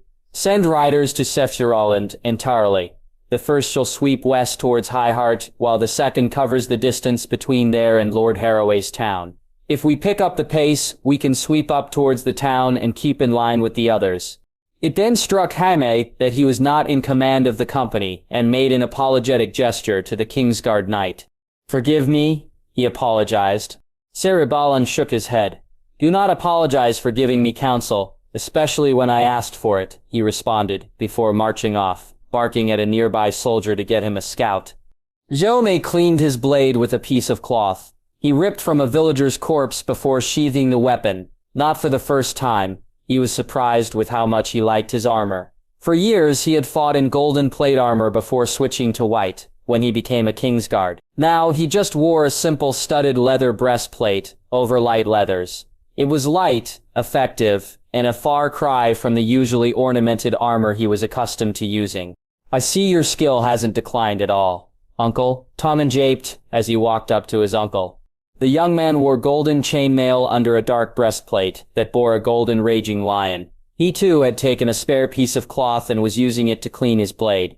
Thankfully, he didn't seem to have any injuries. Despite the death that surrounded him, he looked to be in remarkable spirits. Yenny was worried that the mental and physical filth of combat would dirty Tommen and his sweet soul.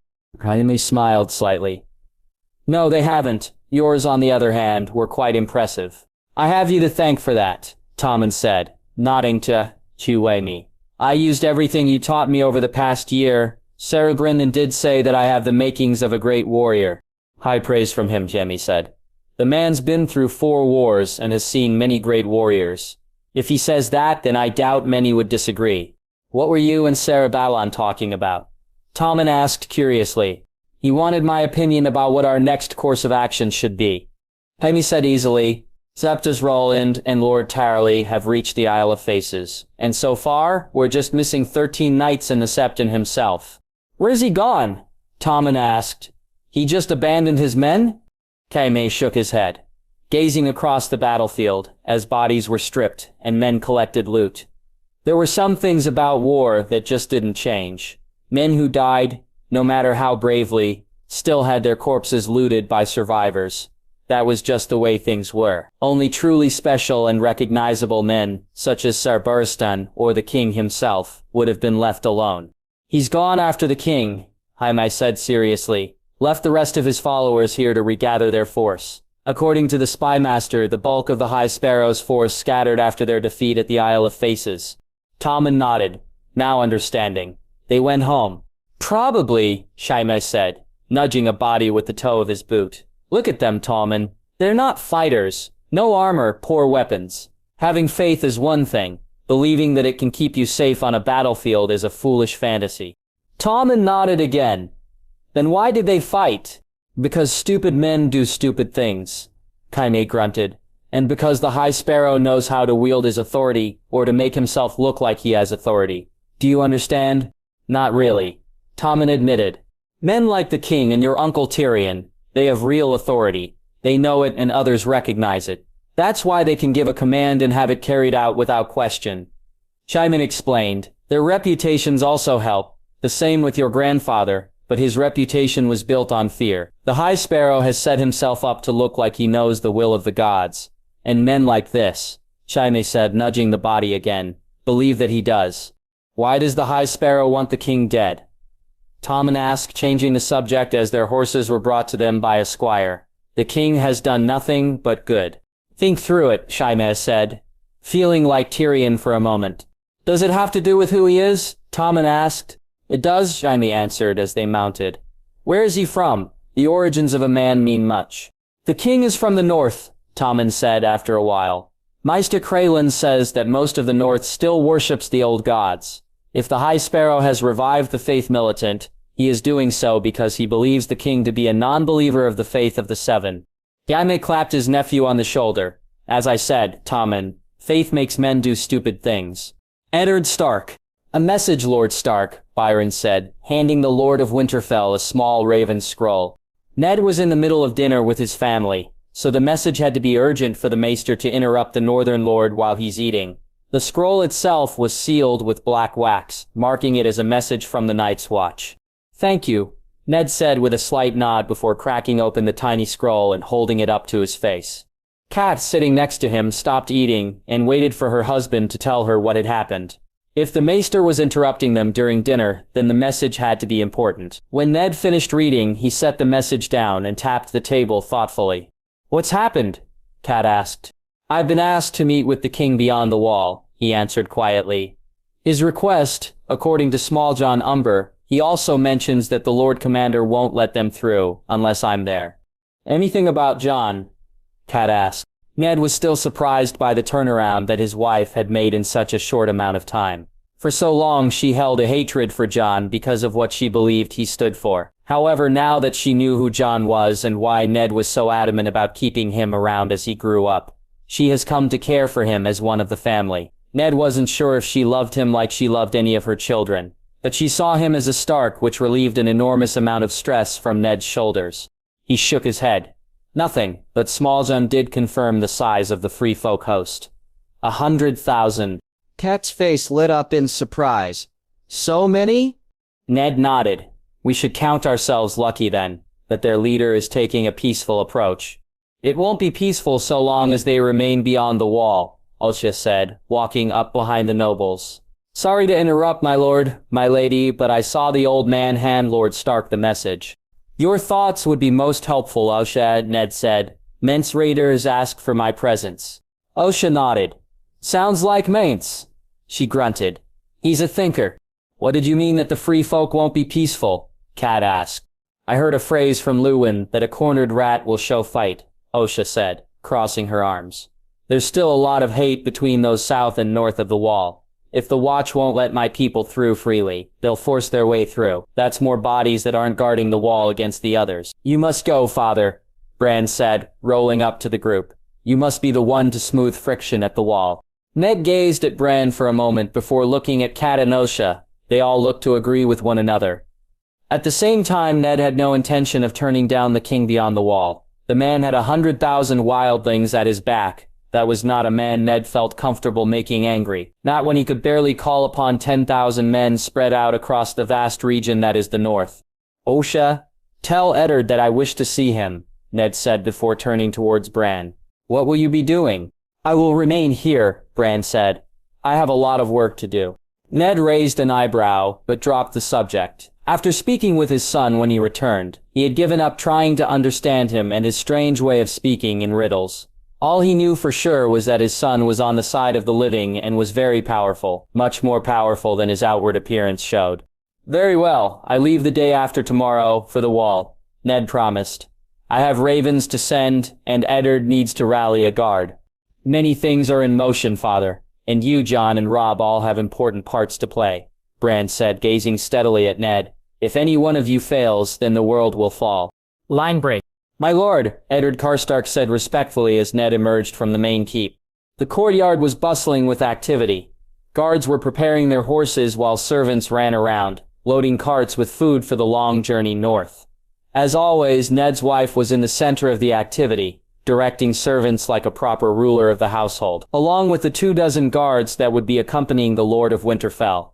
10 servants would go with them to the wall, including a smith, 3 cooks, 2 stable hands, and a few other necessary personnel. Ned was dressed in northern leathers with a heavy cloak protecting him from the cold. Ice was slung in a sheath across his back, its handle poking out next to his head. Thick gloves protected his hands from the cold. Eddard, Ned said with a smile, clapping the young man on the shoulder. How are we looking? Just about ready, my lord, Eddard answered. He gave the Lord of Winterfell a knowing look. Lady Stark would like to see you. Of course, Ned said, turning to find his wife. Before he could find her, he spotted a slight figure atop a horse.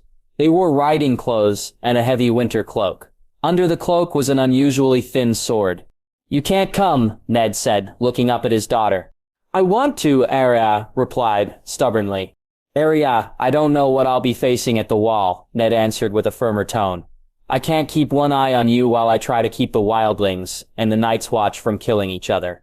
I don't want to stay here, Arya complained. I want to explore, she said after some hesitation. There won't be any exploring on this journey, Ned said. There won't be anything for you to do up at the wall. You will stay here and continue to train with Serio and Saramakal. Arya scowled and reluctantly slid out of the saddle. Ned placed a hand on her shoulder and knelt so that he was at her eye level. As always, she reminded him so much of his late sister. His father would say that she has the wolf blood racing through her veins. Stay here, watch over your brothers and mother, Ned ordered softly. Can you do that for me? Arya nodded, but didn't look happy doing it. I heard that the long night is coming, is that true? Ned didn't want to answer her question, but he knew that if he didn't, she would go and find the answer herself. Once she had her mind set on something, she would stop at nothing to do it. It may be, he answered slowly. That's what Jon and I are trying to find out. And Robb? Arya asked. He knows as well, Ned promised. If it is coming, Arya, we are doing everything we can to be ready for it. And if it does come, then I will feel a lot better knowing I have a brave, fearless daughter defending our home while I'm at the wall, Ned said. Arya's shoulders rose a little. Okay, she said quietly. Go on now, before your mother sees you, Ned said, standing up. Ned watched her run off into the keep. He loved that Arya wanted to help. She was fiercely protective of the people she cared about, but she didn't always think through what would be required of her and the situation she was running into. She was impulsive and always for the right reasons. but Ned couldn't wait for the day that her impulsivity was tempered by patience and good sense. "Ned," Kat said quietly, appearing at Ned's side. The Lord of Winterfell instantly put an arm around his wife, drawing her in closer to him. Neither of them was happy that he was leaving again, especially since it felt like they had just found each other again. But there was a responsibility that came with Ned's status and it could not be ignored, especially now. "Be safe," Kat ordered, trying hard to keep her voice from breaking. Ned smiled softly and leaned down to kiss his wife, wrapping her more in his embrace. They held each other for a long moment before Ned let go. There were unshed tears in Kat's eyes. As always, she worked hard to keep herself composed in front of others. "I will return," Ned promised. "You better," Kat said, quickly wiping her eyes. "I won't lose you again." Ned smiled again, the smile he only saved for Kat, and kissed his wife again before grabbing the reins of his horse and hauling himself into the saddle. He glanced at Eddard, who gave him a slight nod. "Ride," Ned bellowed, snapping the reins and riding through the gate and out of Winterfell. Jon Stark. Jon was beginning to sense some déjà vu as he was led along the cliffside, his hands bound in front of him. Ygritte and Tormund strode easily past the cave-covered cliff, talking quietly with the wildlings that escorted them. Occasionally Ygritte would look behind her at Jon, but it was only for a moment. There had been a turning point in their relationship, where it had switched from enemies to uneasy allies. It was a few nights ago when the three of them were sitting around a fire. Flashback. "Why are you truly here, White Wolf?" Tormund grunted. The old raider was staring at Jon from across the fire, his arms crossed. It was the first time either he or Ygritte, the red-headed archer, had asked him anything other than to move faster or shut up. "To make peace with the free folk," Jon responded bluntly, warming his hands by the flames. Ygritte scoffed. "Why?" Jon frowned. "Why what? You're not our enemy. The others are. We're fucked if we kept you north of the wall. What do you get out of it?" Tormund pressed. "More swords to guard the wall when the long night hits and less of the undead to fight," Jon replied. "Seems like a pretty good deal for both factions." "We ain't kneelers," Ygritte said. "We won't bow to your southern king." Jon's frown deepened. "Is that what you're afraid of? That you'll have to swear loyalty to my brother?" "Is he king?" Tormund asked. "He is," Jon said, "and he won't make you swear fealty to him, at least not until after the long night passes." Ygritte scoffed again, clearly not believing what Jon said. Tormund looked apprehensive as well. Jon stared at them both, trying his best to remember what Maester Luwin had said about them. He knew that they had few laws and no real sense of government, essentially as free as wild beasts, free to choose their own rules and leaders.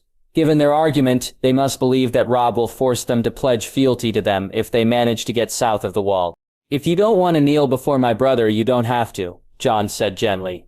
"He won't make you. Rules like that can be pushed to the side during a war, but if your people remain south of the wall afterward, you will have to follow some rules set by him."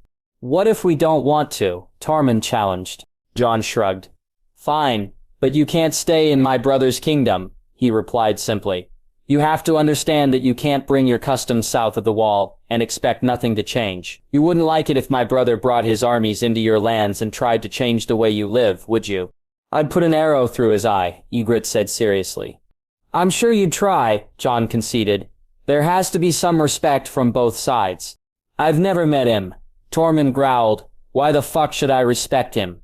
Jon's mouth twitched with a smile. The old raider was reminding him more and more of the great Jon. "Do you have land, Tormund?" Jon asked. "Aye," Tormund exclaimed. "I'm the Mead King of Ruddy Hall." "You expect others to respect you on your land? In your house?" Jon asked. Tormund nodded. "I'll spill their guts if they don't."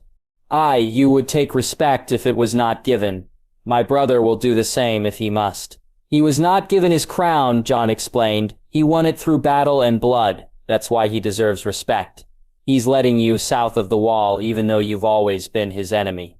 He's letting you south because he has to, not because he wants to. He can easily let you and all your friends and family be consumed by the long night, but that's not the man he is. He cares for people, his own and strangers.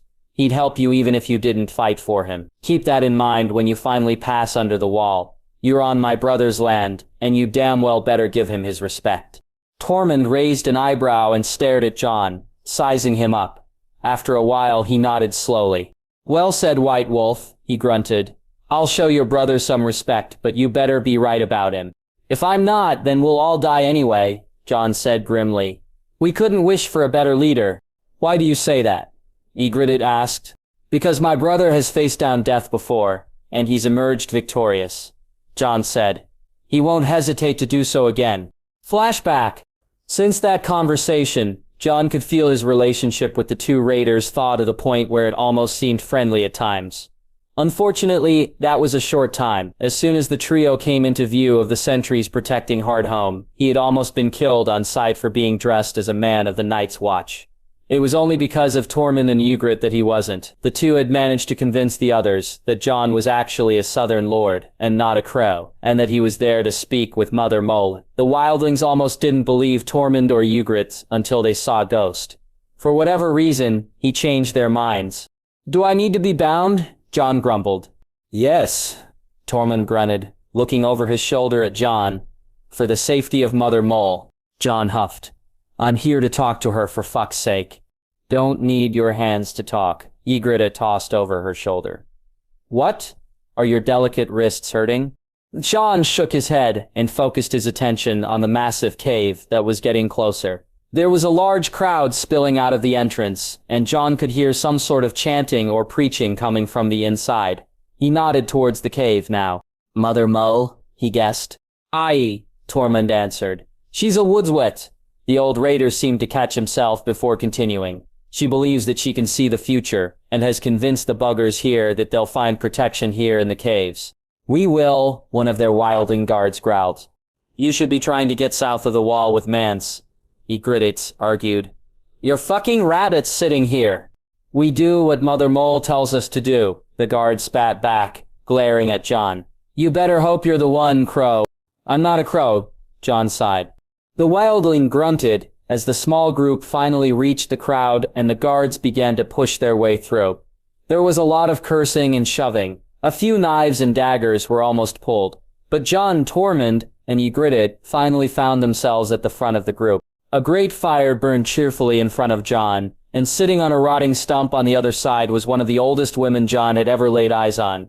Olenna, Tyrell, and Oldenan were certainly old, but the woman on the stump looked ancient. Her white hair was covered with dirt and branches, and was so long that it nearly covered the length of her back.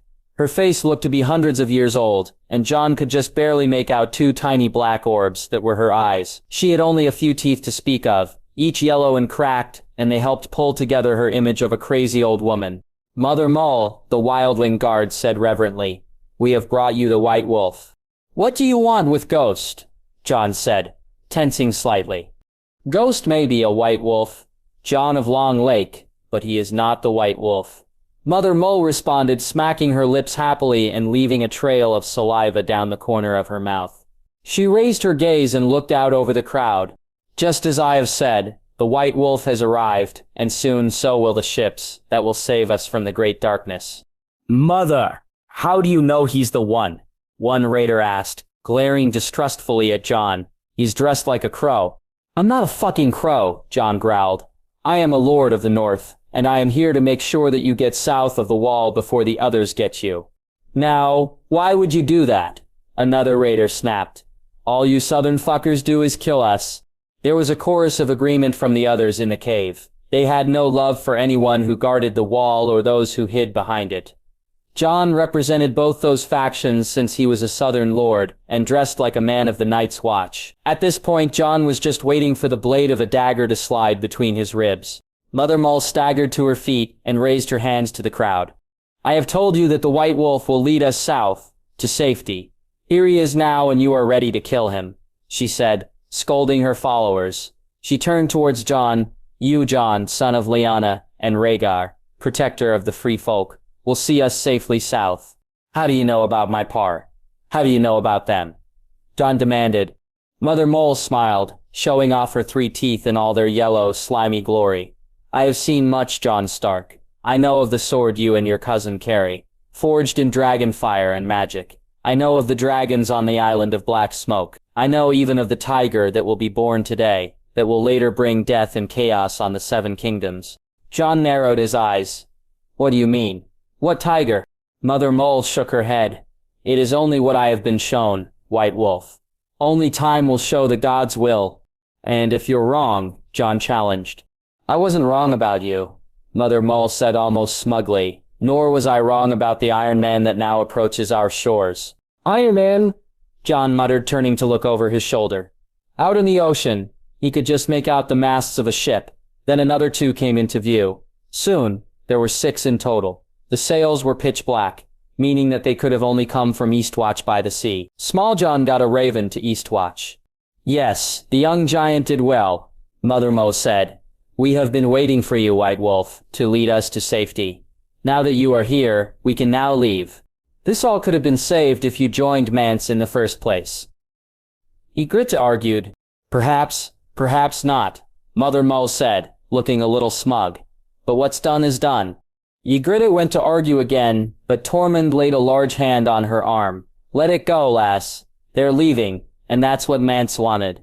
The fiery redhead shook her arm out of the old raider's grasp.